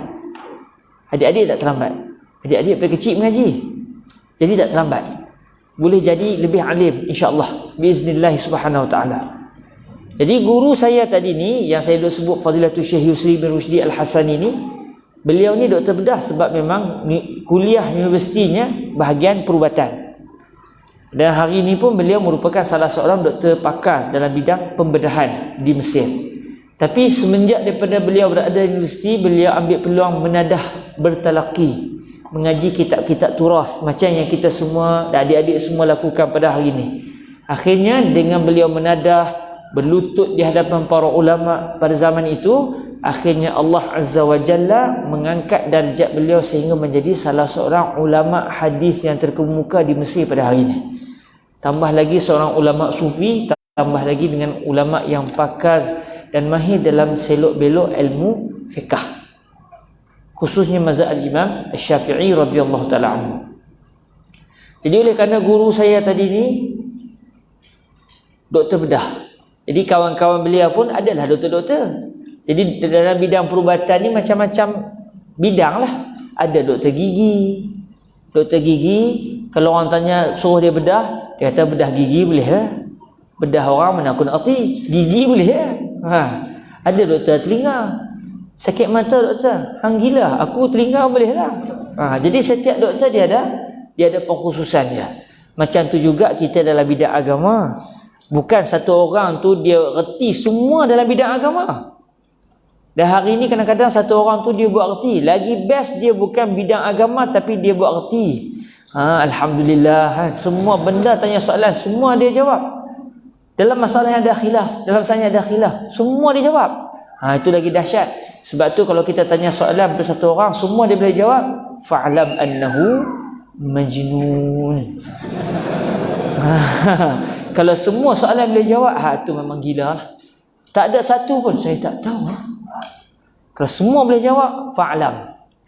Bukan annahu la ilaha illallah, fa'lam annahu magnun. Bil lughah al-masriyah majnun atau magnun. Gila sebab semua benda dia boleh jawab. Sebab tu jangan malu kalau orang tanya soalan pada kita. Kalau lepas ni adik-adik jadi orang alim, orang tanya soalan, lepas tu tak tahu jawapan. Abang, saya tak tahu. Tak tahu. Tak tahu. Saya pernah ditanya soalan. Lepas tu saya tak tahu jawapan. Saya kata, saya tak tahu pakcik. Di Selangor. Pakcik tu pandang saya. Dia kata mengaji mesti lama kan? Lama. Lepas tu tak tahu jawapan. Tak tahu. Ngaji lama macam mana? Tak tahu. Dia mula. Ngaji lama tapi tak tahu. Saya kata, lah ni pakcik, saya memang tak tahu. Tapi kalau pakcik nak suruh saya jawab agak, saya nak buat tahu. Saya nak buat tahu, saya nak termerang. Saya nak ikutlah saya nak jawab apa. Lah ni pakcik nak dengar jawapan sungguh ke jawapan tipu? Jawapan bohong? Kata takkan nak dengar jawapan bohong, nak dengar jawapan betul ya. Untuk jawapan betul dia, saya tak tahu. Lega, seronok. Sebab kita orang tak tahu. Tak tahu. Jadi saya tanya balik, saya check lah balik. Senang. Sebab doktor pun begitu. Doktor telinga, kita pergi tanya, saya sakit mata. Dia kata, saya tak tahu. Hai, ngaji doktor apa? Aku budak dia, aku tumbuk telinga saya ni. Aku doktor telinga. Jadi maksud dia, setiap orang ada pengkhususan dia. Okey, kita balik pada cerita kita. Sebab satu hadis tak dibaca lama-lama. Sebab takut tak khatam. Takut tak khatam kitab. Jadi, guru saya tadi tanya kepada seorang kawan dia. Doktor bab tulang. Doktor bab tulang. Tiap-tiap hari dengan tulang. Kaji tulang. Tengok tulang. Kawan dengan tulang. Memang tulang lah. Tapi bukan dia tulang. Dia mengaji bab tulang. Dia tu, betul Syekh Yusri ni bahagian bedah. Syekh Yusri tanya pada kawan dia. Dalam badan manusia, mengaji tulang kan? Berapa banyak sendi tulang yang ada dalam badan manusia? Dia kata, sepanjang saya belajar perubatan, tak ada pula dalam sukatan pengajian kami kira berapa banyak tulang sendi ni. Saya tak tahu. Bahagian tulang pun tak tahu berapa banyak sendi badan manusia. Rasulullah sallallahu alaihi wasallam dalam Sunan Abi Dawud menyatakan dalam badan kita ni ada 360 macam yang Ustaz Adam sebut tadi. Setelah melihat muka surat yang ke-65. Tapi tak apa, sebab saya dah bagi tahu kan. Okeylah kan. Bagus, kalau tak tahu abang tak tahu kan. Jadi Rasulullah sebut 360. Di sini kata para ulama antara bukti membuktikan Rasulullah betul-betul Rasulullah, utusan Allah. Doktor tulang pun tak tahu. Akhirnya bila umat Islam bagi tahu kepada bahagian perubatan ni, kita punya tulang ni Nabi sebut ada 360 sendi. Akhirnya bahagian perubatan mula kira. Kira cukup 360. Buat main Rasulullah ni. Tak percaya lagi Nabi Muhammad ni utusan Allah. Nabi Muhammad tahu belah. Doktor tulang pun tak tahu. Rasulullah bukan jual tulang. Maksudnya apa yang sampai pada Nabi wahyu yuha. Utusan Allah ini, kekasih Allah ini menerima wahyu langsung daripada Allah Azza wa Jalla. Jadi dalam hadis ini kata Rasulullah sallallahu alaihi wasallam, sedekah pada setiap pagi telah menjadi satu tuntutan atas sebab nikmat setiap sendi daripada setiap seorang daripada kamu semua. Maknanya disebabkan kita ini antara nikmat yang Allah bagi pada kita, kita boleh menggerakkan tubuh badan, boleh goyang-goyangkan badan.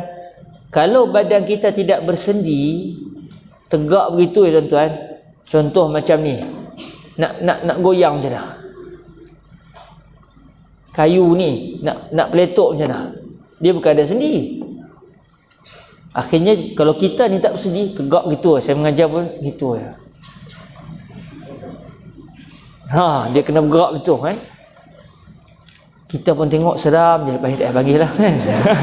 Seram, takut teringat malam-malam kan. Sendi ni adalah satu nikmat daripada Allah Azza wa Jalla. Dan la in syakartum la azidannakum. Setiap nikmat perlu kepada syukur. Jadi kata Sayyidina Rasulullah sallallahu alaihi wasallam, satu sendi akan menuntut satu syukur pada hari itu. Maknanya kamu kena bersyukur kepada Allah sebab Allah bagi satu sendi. Belum sendi yang kedua, belum sendi yang ketiga. Maksudnya setiap hari untuk sendi saja kita perlu mengucapkan terima kasih dan mengucapkan syukur serta melakukan ibadah kepada Allah sebanyak 360 kali untuk selesai isu sendi. Belum isu nafas lagi, belum isu pendengaran lagi. Sebab tu kita terhutang budi dan kita tak akan mampu membalas budi Allah Azza wa Jalla. Lalu Rasulullah sallallahu alaihi wasallam bila sebut sedekah, setiap seorang kamu dituntut untuk bersedekah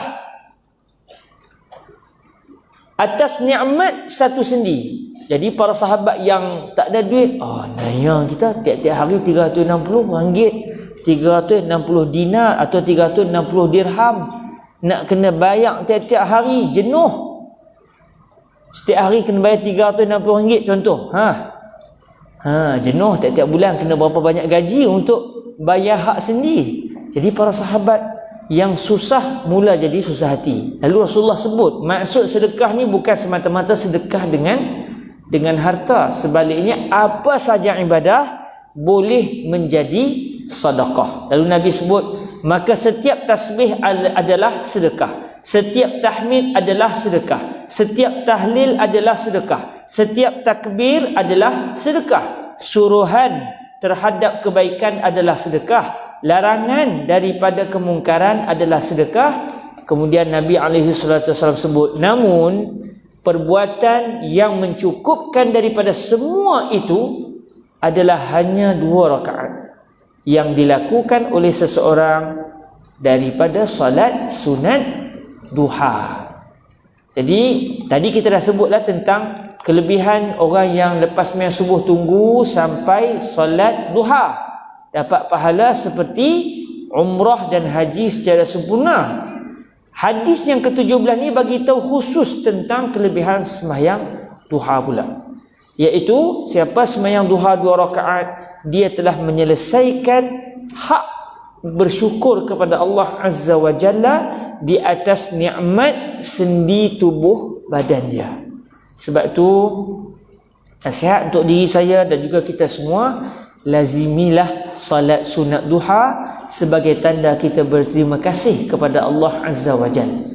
Ada juga kemungkinan kalau kita tengok, la in syakartum la azidannakum. Bila kita sembahyang sunat duha, kita berterima kasih kepada Allah. Bila kita berterima kasih kepada Allah, Allah akan bagi lagi.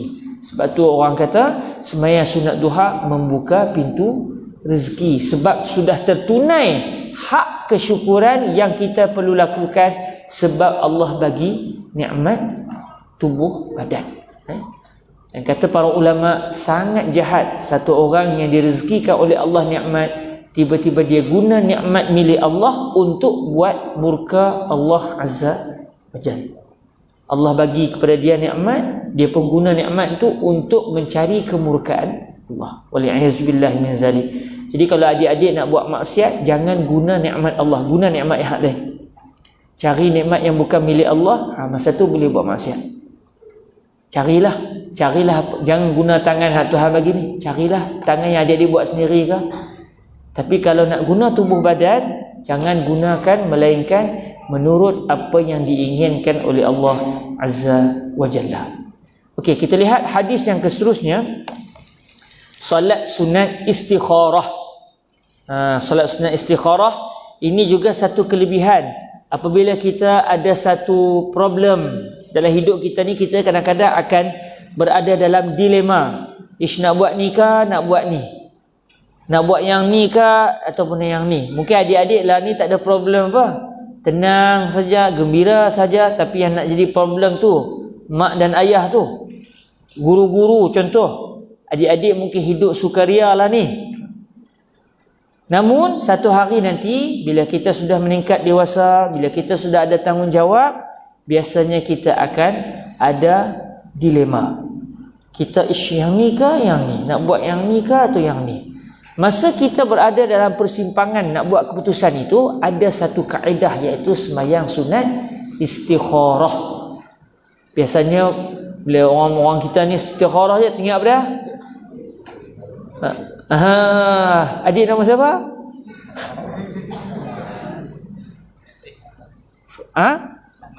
Ahmad Fatih. Daripada lagi mana? Daripada Sungai Petani.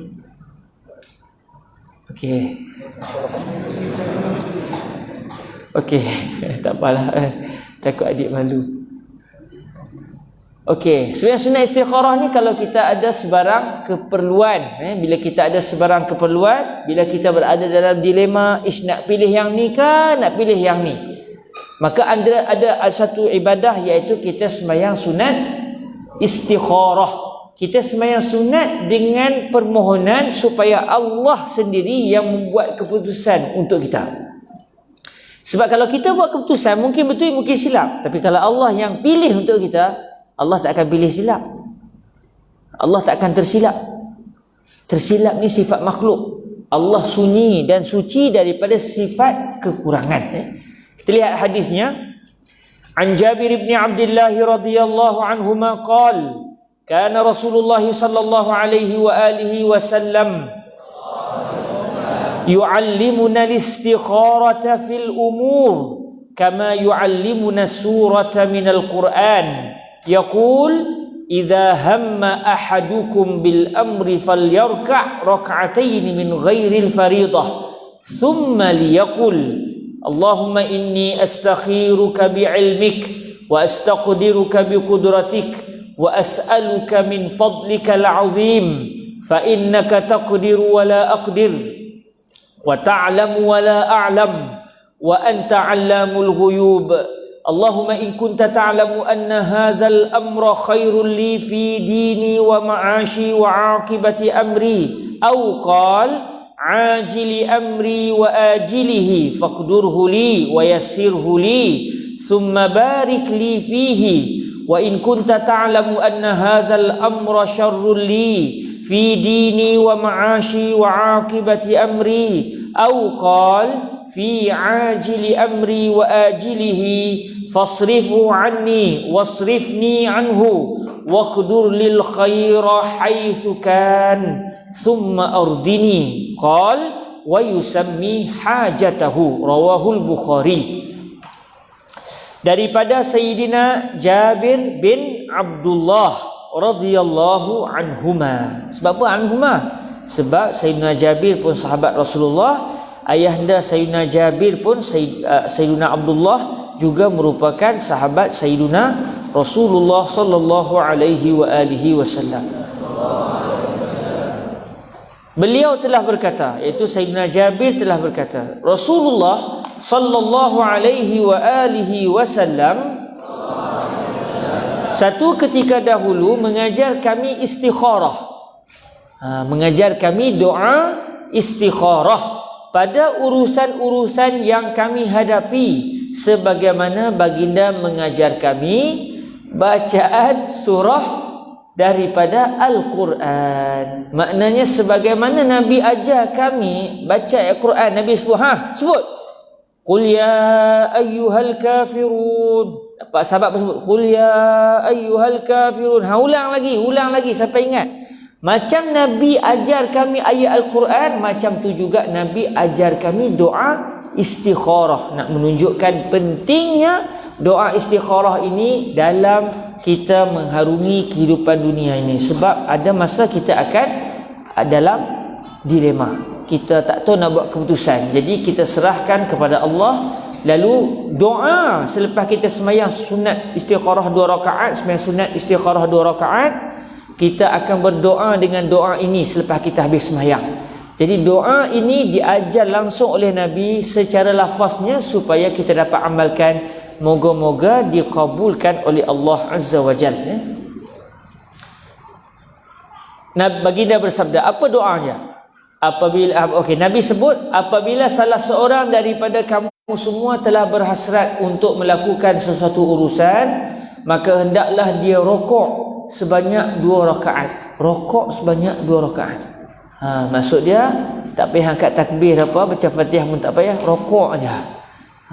Rokok tapi 2 rakaat. Macam mana tu? Ini contoh ayat Sayyidina Rasulullah yang Nabi itlaqul juz'i wa iradatul kull. Nabi sebut sikit tapi yang Nabi maksudkan semua sekali.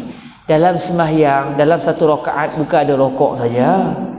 Tapi kalau orang tak belajar bahasa Arab, dia akan kata maksud dia rokok je. Nabi kata fal yarka, maka hendaklah dia rokok. Tapi maksud Nabi bukan rokok saja. Maksud dia solatlah sebanyak 2 rakaat yang dalam rakaat itu ada rukuk. Rukuk ni tanda kita memang meletakkan yang kita ni sangat-sangat hina di sisi Allah Azza wa Jalla. Kita tunduk kepada Allah dan cara dia iaitu kita tunjukkan simbolnya iaitu dengan cara kita merendahkan diri sampai kita tak pernah buat kepada orang macam tu. Bukan takat rokok lepas tu kita menjunam turun menjunam, menunjukkan kita sangat memerlukan Allah Azza wa Jalla dan kita memang hina di sisi Allah Azza wa Jalla, walaupun Allah tidak akan menghina kita, tapi kita sedar diri kita banyak buat silap dengan Allah Azza wa Jalla. Apabila salah seorang daripada kamu semua telah berhasrat untuk melakukan suatu urusan, maka hendaklah dia rokok sebanyak 2 rakaat, iaitu hendaklah dia melakukan salat sebanyak 2 rakaat yang bukan daripada salat fardu. Maksudnya sembahyang khusus, bukan sembahyang fardu, tapi satu sembahyang sunat. Cuma kata para ulama, siapa nak sembahyang istikharah, dia tidak boleh melakukan salat istikharah pada waktu-waktu yang tidak dibenarkan salat, iaitu selepas sembahyang subuh sampailah masuk waktu duha, yang tu tak boleh salat. Begitu juga ketika matahari tegak atas kepala, lebih kurang dalam 3 minit, 2 minit sebelum masuk zuhur. Begitu juga selepas sembahyang asar sampai waktu maghrib. Kita dah sembahyang asar, kita tak boleh sembahyang dah. Kita kena tunggu sampai masuk maghrib baru kita boleh solat. Jadi waktu-waktu yang tak dibenarkan solat ini, kita tak boleh sembahyang istikharah. Kita kena cari waktu yang dibenarkan selain daripada waktu-waktu yang tak dibenarkan ini. Jadi kemudian kata Nabi, dia sembahyang 2 rakaat, kemudian hendaklah dia berkata, iaitu dia berdoa, ya Allah, sesungguhnya saya memohon agar Dikau memilih untuk saya dengan keluasan ilmu-Mu. Sebab saya tak ada ilmu ya Allah, tapi Dikau maha berilmu, maha mengetahui. Saya meminta-Mu agar Dikau memberikan kepada saya kemampuan dengan kehebatan kekuasaan-Mu. Sebab apa? Sebab saya tak ada kuasa ya Allah, tetapi yang berkuasa adalah Dikau. Dan saya memohon daripada-Mu akan lebihan kurniaan-Mu. Saya minta supaya bagi lebih kepada saya ya Allah yang besar, bagikan saya lebihan yang besar, kerana sesungguhnya Dikau mampu sedangkan saya tak mampu, Dikau mengetahui sedangkan saya tidak mengetahui, dan Dikau adalah maha mengetahui perkara-perkara ghaib. Benda-benda yang akan datang saya tak tahu, tapi Allah tahu. Ya Allah, sekiranya dikau mengetahui bahawa sesungguhnya urusan ini, hazal amr. Ketika itu kata Nabi SAW, dia sebutlah hajatnya. Jadi kalau kita boleh bahasa Arab, sebut bahasa Arab teruslah. Tapi kalau tak boleh bahasa Arab, baca pilah doa tu dalam bahasa Arab sampai hazal amr, sebut pilah bahasa Melayu. Kalau orang duk dengar kita berdoa, kita lihat macam doa hang ni, start dengan Arab, tengah-tengah Melayu, sambung Arab balik. Dah buat macam mana? Tapi bahasa Arab dalam doa ini sangat-sangat dituntut, sebab itu adalah doa yang diajar sendiri oleh Sayyiduna Rasulullah sallallahu alaihi wasallam. Jadi masa kita sebut urusan ini, kita pun menyebut apa yang kita inginkan daripada Allah Azza wa Jalla.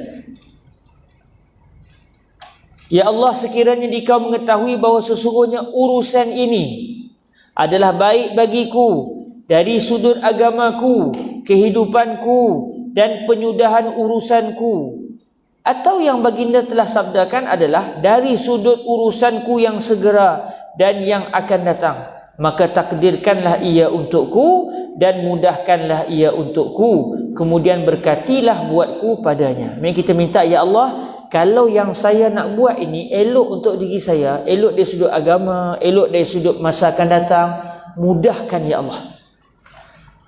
Minta Allah mudahkan dan memberikan keberkatan dalam pilihan tersebut. Sekiranya dikau mengetahui bahawa sesungguhnya urusan ini, tadi pun kita sebut hajat kita tadi, adalah tidak elok buatku dari sudut agamaku, kehidupanku dan penyudahan urusanku, atau sebenarnya yang baginda sabdakan adalah dari sudut urusanku yang segera dan yang akan datang, maka elakkanlah ia daripadaku. Kita minta Allah jauhkan benda itu daripada datang kepada kita, dan elakkanlah saya daripadanya. Jangan saya pula pergi kepada dia. Saya tak mau benda tu pergi ke saya pun tak mau pergi ke benda tu. Minta Allah jauhkan. Takdirkanlah untukku akan kebaikan dalam apa keadaannya sekalipun. Kemudian jadikanlah saya seorang yang redha dengan ketentuanmu. Baginda telah bersabda, dia hendaklah menyatakan hajatnya, iaitu ketika menyebut hazal amr. Dalam doa ini kita mengakui kita lemah, kita mengaku Allah hebat, kita mengaku kita tak erti, kita beritahu Allah erti. Kemudian kita minta kalau benda yang kita nak buat tu baik, minta dimudahkan. Kalau benda tu tak elok, minta Allah jauhkan dan berikan kepada kita keyakinan dan juga kekuatan untuk menerima takdir Allah Azza wa Jalla. Jadi saya telah mendatangkan doa ni. Kalau kita tengok mushaf 71 tu, mushaf 71 saya telah mendatangkan doa secara penuh dengan ditanda dot tu lagi. Tahun tu kita berdoa lah. Sebab tu adik-adik mengaji sungguh bahasa Arab lah. Mengaji sungguh bahasa Arab, cakap Arab, sama-sama kawan-kawan, sama-sama ustaz-ustaz, supaya kita boleh hidup dalam bahasa Arab. Dan bila kita boleh berbahasa Arab, bila kita berdoa pun, doa kita pun direct dalam bahasa Arab. Jadi bila kita nak berdoa, contoh, katakan kita nak beli kereta ke tak nak beli kereta, ambil contoh tu lah. Contoh tu tidak terlalu sensitif, tidak sensitif. Okey, nak beli kereta ke tak ambil lagi. Okey, jadi kita pun berdoa, Allahumma inni astakhiruka bi'ilmika wa astaqdiruka biqudratika wa as'aluka min fadlika al-azim fa innaka taqdiru wa la aqdir wa ta'lamu wa la a'lamu anta 'allamul ghuyub. Allahumma in kunta ta'lam anna shira'a as-sayyarah khairun li fi dini wa ma'ashi wa 'aqibati amri wa 'ajili amri wa ajilih faqdurhu li wa yassirhu li summa barik li fihi. Wa in kunta ta'lam anna shira'a as-sayyarah naw' kaza wa kaza syarrul li fi dini wa ma'ashi wa 'aqibati amri wa fi 'ajili amri wa ajilihi fasrifhu 'anni wasrifni 'anhu waqdur lil khair haitsu kan summa ardini amin ya rabbal alamin. Tapi kalau bahasa Arab tak pandai, tapi insya-Allah adik-adik semua boleh pandai, boleh. Kena mengaji sungguh-sungguh. Tapi kalau ada kawan-kawan kita dia kata saya ni nak tak tahu nak buat keputusan lah, macam doa ni, Dia pun, lepas tu tang yang dot-dot ni dia tahu apa? Sebut hajat hang dalam bahasa Arab. Aku mana erti hang itu sebut bahasa Melayu. Dia pun sebut, Allahumma in kunta ta'lam anna hadzal beli kata khairul li. Tapi kita jangan duduk sebelah dia. Kalau kita duduk sebelah dia takut kita gelak. Anna hadzal amra beli kata khairul li fi dini wa ma'ashi wa akibati amri sampai habis. Kita pun eloklah masa dia doa tu, kita pun larilah supaya dimudahkan urusannya oleh Allah dan kita pun selamat daripada ketawa tepi dia. Bila kita doa, kata guru kami Fadilatul Syekh Yusri bin Rusdi, bila kita dah ada satu urusan kita nak buat, tapi kita tak tahu elok ke tak elok. Jadi kata Syekh Yusri, sembahyang 2 rakaat istikharah, lepas tu berdoa, contoh macam tadi urusan nak beli kereta tertentu. Tapi ke elok tak payah beli lagi kita tak tahu mana satu yang elok. Nak beli kereta ni bukan macam beli yang betul mineral. Kereta kalau silap beli, pasal melengung kepala. Jadi kita takut tersilap urusan. Jadi kata guru kami Fadilatul Syekh Yusri, bila kita dah sembahyang 2 rakaat, kita pun berdoa dengan doa ni. Kalau tak apa, bukalah buku ni. Contoh, habis kita berdoa, apa yang kita kena buat? Setengah orang kata, tunggu Ustaz, tunggu mimpi dulu. Dia pun tunggu mimpi. Mimpi punya mimpi, tak mimpi-mimpi. Mimpi hak lain pula dah. Mimpi dia pergi beli baju, mimpi dia tengok Doraemon, contoh. Mimpi lain pula, alahai, payah macam ni, tak mimpi pun. Okey, kata guru kami, tak perlu tunggu mimpi. Tak payah tunggu mimpi. Dia dah semayang 2 rakaat, dia dah berdoa dengan doa ini, dia buat urusan tu. Dia nak buat apa cadangan saya? Dia nak beli kereta. Buat urusan. Telefon orang tu, cari duit ke apa, buat urusan macam biasa. Tetapi kalau serba-serbi susah, telefon bank kata kena syarat macam ni, kata saya syarat tu tak ada. Kau tak boleh beli tak? Tak apa, saya tanya adik saya pula, minta tolong, pakat susah belakang. Macam-macam. Maksud dia apa? Allah mahu kita tak beli lagi. Sebab kita sendiri doa, kalau benda tu tak elok, minta disusahkan. Jangan kita pergi kepada benda tu, jangan benda tu pergi kepada kita. Tapi kalau senang aja, nak beli kereta, telefon bank, saya nak beli kereta, tak apa, kita bagi free. Lain macam ni. Contoh. Cakap dengan sahabat, saya teringin nak beli kereta, berapa? Adalah sikit, berapa? Dah lah. Tak macam ni lah. Nak beli berapa? 1 ke 2? Lain macam. Kita baru minta pendapat, dia kata tak apalah. Kalau nak beli, jangan beli 1, elok beli 3. Innallaha witrun yuhibbul witra. Allah tu ganjil, suka hak ganjil. Kau beli banyak sikit. Lepas tu dia mana tu, saya memang ada kebetulan duit, tak tahu nak buat apa. Tak larat duit banyak ni, pening kepala, bagi hang lah. Senang je urusan. Maksud dia, Allah mahu supaya urusan itu diteruskan. Jadi letakkan keyakinan kepada Allah, buat urusan macam biasa. Kalau susah, maksud dia kita pun dapat alamat tandanya Allah tidak mahu benda itu kita lakukan. Kalau senang, semuanya urusan serba-serbi senang, pihak sana pun setuju, pihak ni pun setuju, contoh. Ketika itu, maksud dia lah tu. Tak, bukan orang lain dah, dia dah. Okey, teruskan hadis yang seterusnya, sebab hadis yang ke-18 ni tidak boleh lama-lama. Okey, hadis yang ke-19. Tu dia tinggal 5 minit, tak perasan. Tapi tak apa, alhamdulillah kita boleh baca laju kat ni. Hadis yang ke-19, kelebihan solat jenazah tu. Dia baru cerita nak pilihan belah sana belah sini, solat jenazah tu. Okey, hadis yang ke-19, kelebihan salat jenazah dan menghantar jenazah ke kubur. An Abi Hurairah radhiyallahu taala anhu qala Rasulullah sallallahu alaihi wa alihi wasallam, man syahidal janazata hatta yusalli 'alaiha falahu qirat wa man syahida hatta tudfana kana lahu qiratan. Qil wa mal qiratan? Qal mislul jabalainil azimain. Rawahul Bukhari. Daripada Sayyidina Abu Hurairah radhiyallahu taala anhu, beliau telah berkata, Rasulullah sallallahu alaihi wa alihi wasallam telah bersabda, barang siapa yang telah menyaksikan satu jenazah sehingga dia menunaikan salat ke atasnya, main dia dapat berita fulan bin fulan meninggal dunia, akhirnya dia pun hadir ke jenazah tersebut. Selalunya kita orang meninggal ni kita buat pergi masjid, ataupun mungkin solat jenazah di rumah, kita pun pergi ke rumah si mati.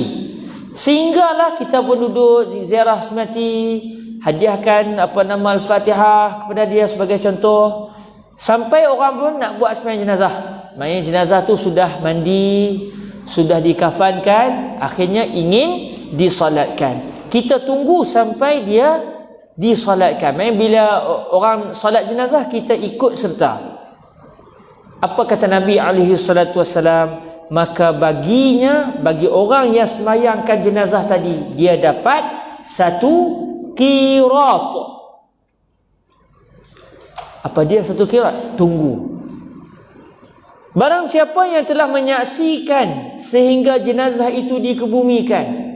Kalau tadi dia tunggu sampai jenazah itu disolatkan, dia pun sembahyang sekali, dia dapat satu qirat. Kata Nabi, kalau selepas dia sembahyang dia tak balik lagi, dia tunggu sampai bawa jenazah ke kubur. Selepas sembahyang kita pun nak kebumikan jenazah, dia bawa sekali, dia ikut sekali sampai ke kubur, dia saksikan jenazah itu dikebumikan. Kata Rasulullah sallallahu alaihi wasallam, maka baginya 2 qirat. Para sahabat pun tak tahu qirat tu apa dia. Di sini menunjukkan Rasulullah sallallahu alaihi wasallam selain daripada baginda ini seorang yang hebat, mempunyai mukjizat, baginda juga merupakan seorang yang mahir dalam bahasa Arab. Sehingga bila baginda bersabda, ada kalimah sampai para sahabat pun tak tahu maksud apa. Sedangkan kalimah itu adalah kalimah Arab. Nabi bukan cakap Melayu. Tapi para sahabat yang memang menguasai bahasa Arab pun, apa maksud tu ya Rasulullah? Nak menunjukkan bahasa Arab Nabi sangat-sangat tinggi. Macam kita lah contoh bercakap dengan orang bahasa Melayu, tiba-tiba dia pun cakap dalam satu bahasa yang tinggi, kita pun melangut, dia cakap apa? Nak kata bahasa dia tinggi. Tapi tak semua orang cakap tak faham tu maksud dia bahasa tinggi. Mungkin dia cakap, dia pun tak faham dia cakap apa, kan? Okey. Jadi para sahabat tanya kepada Nabi, apakah hakikat 2 qirat? Qirat ni apa dia ya Rasulullah? Baginda telah bersabda, seperti 2 gunung yang besar. 2 qirat itu maksudnya seperti 2 gunung yang besar. Subhanallah. Maknanya kata Nabi SAW, siapa sembahyang jenazah dia dapat pahala 1 qirat, iaitu kalaulah pahala tu boleh ditunjukkan kepada dia, pahala dia adalah sebesar 1 gunung. Kita duduk di Kedah ni nampak gunung Jerai tu tak? Bayangkan kalau pahala kita sebesar gunung Jerai. Dalam hadis disebut 1 qirat, dalam hadis yang lain disebut seperti 1 gunung Uhud. Besar gunung Uhud. Jadi kita boleh bayang, subhanallah, itu baru 1. Kalau kita solat, kalau kita tunggu sampai bawa jenazah ke kubur, akan dapat 2 qirat, seperti 2 gunung. Pahala tu bukan pahala sebesar 1 sekolah, sebesar 1 gunung. Tapi kalau tunggu sampai jenazah dikebumikan, dapat pahala seperti 2 gunung.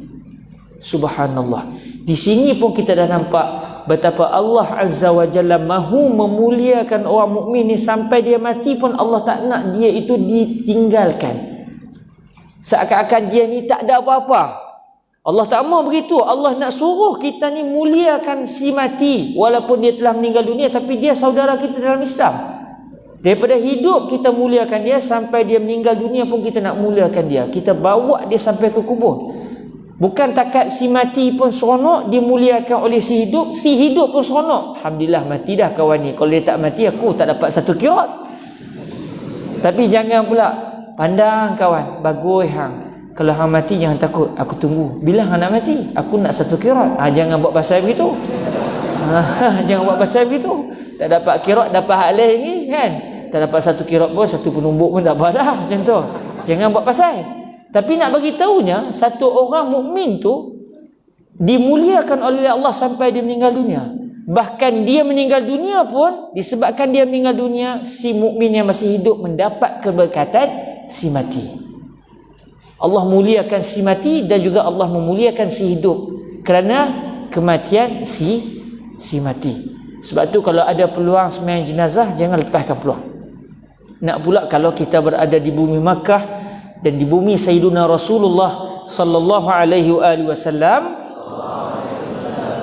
boleh kata tiap-tiap waktu ada sembahyang jenazah. Boleh bayangkan berapa banyak pahala yang boleh diambil oleh mereka yang berada di dua tanah suci ini dengan sebab ramainya orang yang meninggal dunia dan disolatkan. Si mati tu subhanallah punyalah beruntung sebab disolatkan oleh seluruh kaum muslimin yang berada di dua tanah suci. Moga-moga Allah pilih kita untuk wafat dan meninggal dunia di bumi Sayyiduna Rasulullah sallallahu alaihi wasallam. Subhanallah sebut tentang Nabi ni sampai mati pun jadi sonok. Bukan lepas ni jom kita pakat-makat mati belakang, bukan. Tapi nak katanya mati yang takut tu pun kita pun jadi sonok tang mana? Kalaulah boleh dikebumikan di Al-Madinah dekat dengan Sayyiduna Rasulullah sallallahu alaihi wasallam. Batu sayang pada Nabi ni, dia akan menyebabkan benda yang ditakuti jadi benda yang dirindui. Pergi kubur, orang takut pergi kubur. Orang Melayu lagi takut, macam-macam hantu boleh cerita. Tak biasa lagi. Jangan pergi Al-Baqi', makam para sahabat tu hantu banyak. Tak ada. Orang pun sonok pergi Al-Baqi' lain. Sebab tu siapa yang bersama dengan Nabi, dia akan jadi lain daripada yang lain. Jadilah seorang yang hidupnya untuk Allah, untuk Rasulullah sallallahu alaihi wasallam. Moga-moga cinta kita kepada Nabi akan ambil kita untuk diletakkan bersama dengan Sayyiduna Rasulullah sallallahu alaihi wasallam. Allahumma amin. InsyaAllah kita akan membaca hadis yang ke-20, 21, 22 dan keseterusnya pada esok hari biiznillah subhanahu wa ta'ala. Moga-moga dimudahkan urusan kita untuk mempelajari 20 hadis yang berbaki biiznillah subhanahu wa ta'ala. Amin ya rabbal alamin. Kita tangguhkan majlis kita untuk malam ini dengan sama-sama kita berselawat ke hadrat Sayyiduna Rasulullah sallallahu alaihi wasallam. Allahumma salli afdala salatin ala as'adi makhluqatika Sayyidina Muhammadin wa ala alihi wa sahbihi wa sallim adada ma'lumatika wa midada kalimatika kullama dhakaraka adh-dhakiruna wa ghafala an dhikrihil ghafilun. Allahumma salli afdala salatin ala as'adi makhluqatika Sayyidina Muhammadin wa ala alihi wa sahbihi wa sallim adada ma'lumatika wa midada kalimatika kullama ذكرك الذاكرون وغفل عن ذكره الغافلون. اللهم صل أفضل صلاة على أسعد مخلوقاتك سيدنا محمد وعلى آله وصحبه وسلم عدد معلوماتك ومداد كلماتك كلما ذكرك الذاكرون وغفل عن ذكره الغافلون. سبحانك اللهم وبحمدك أشهد أن لا إله إلا أنت أستغفرك وأتوب إليك. بسم الله الرحمن الرحيم. والعصر إن الإنسان لفي خسر إلا الذين آمنوا وعملوا الصالحات وتواصوا بالحق وتواصوا بالصبر. Jazakumullahu khaira. Ada rezeki kita akan berjumpa lagi keesokan hari bersama dengan nafas Sayyiduna Nabi sallallahu alaihi wa alihi wasallam. Allahumma amin, Allahumma amin. Jazakumullahu khaira. Assalamualaikum warahmatullahi wabarakatuh.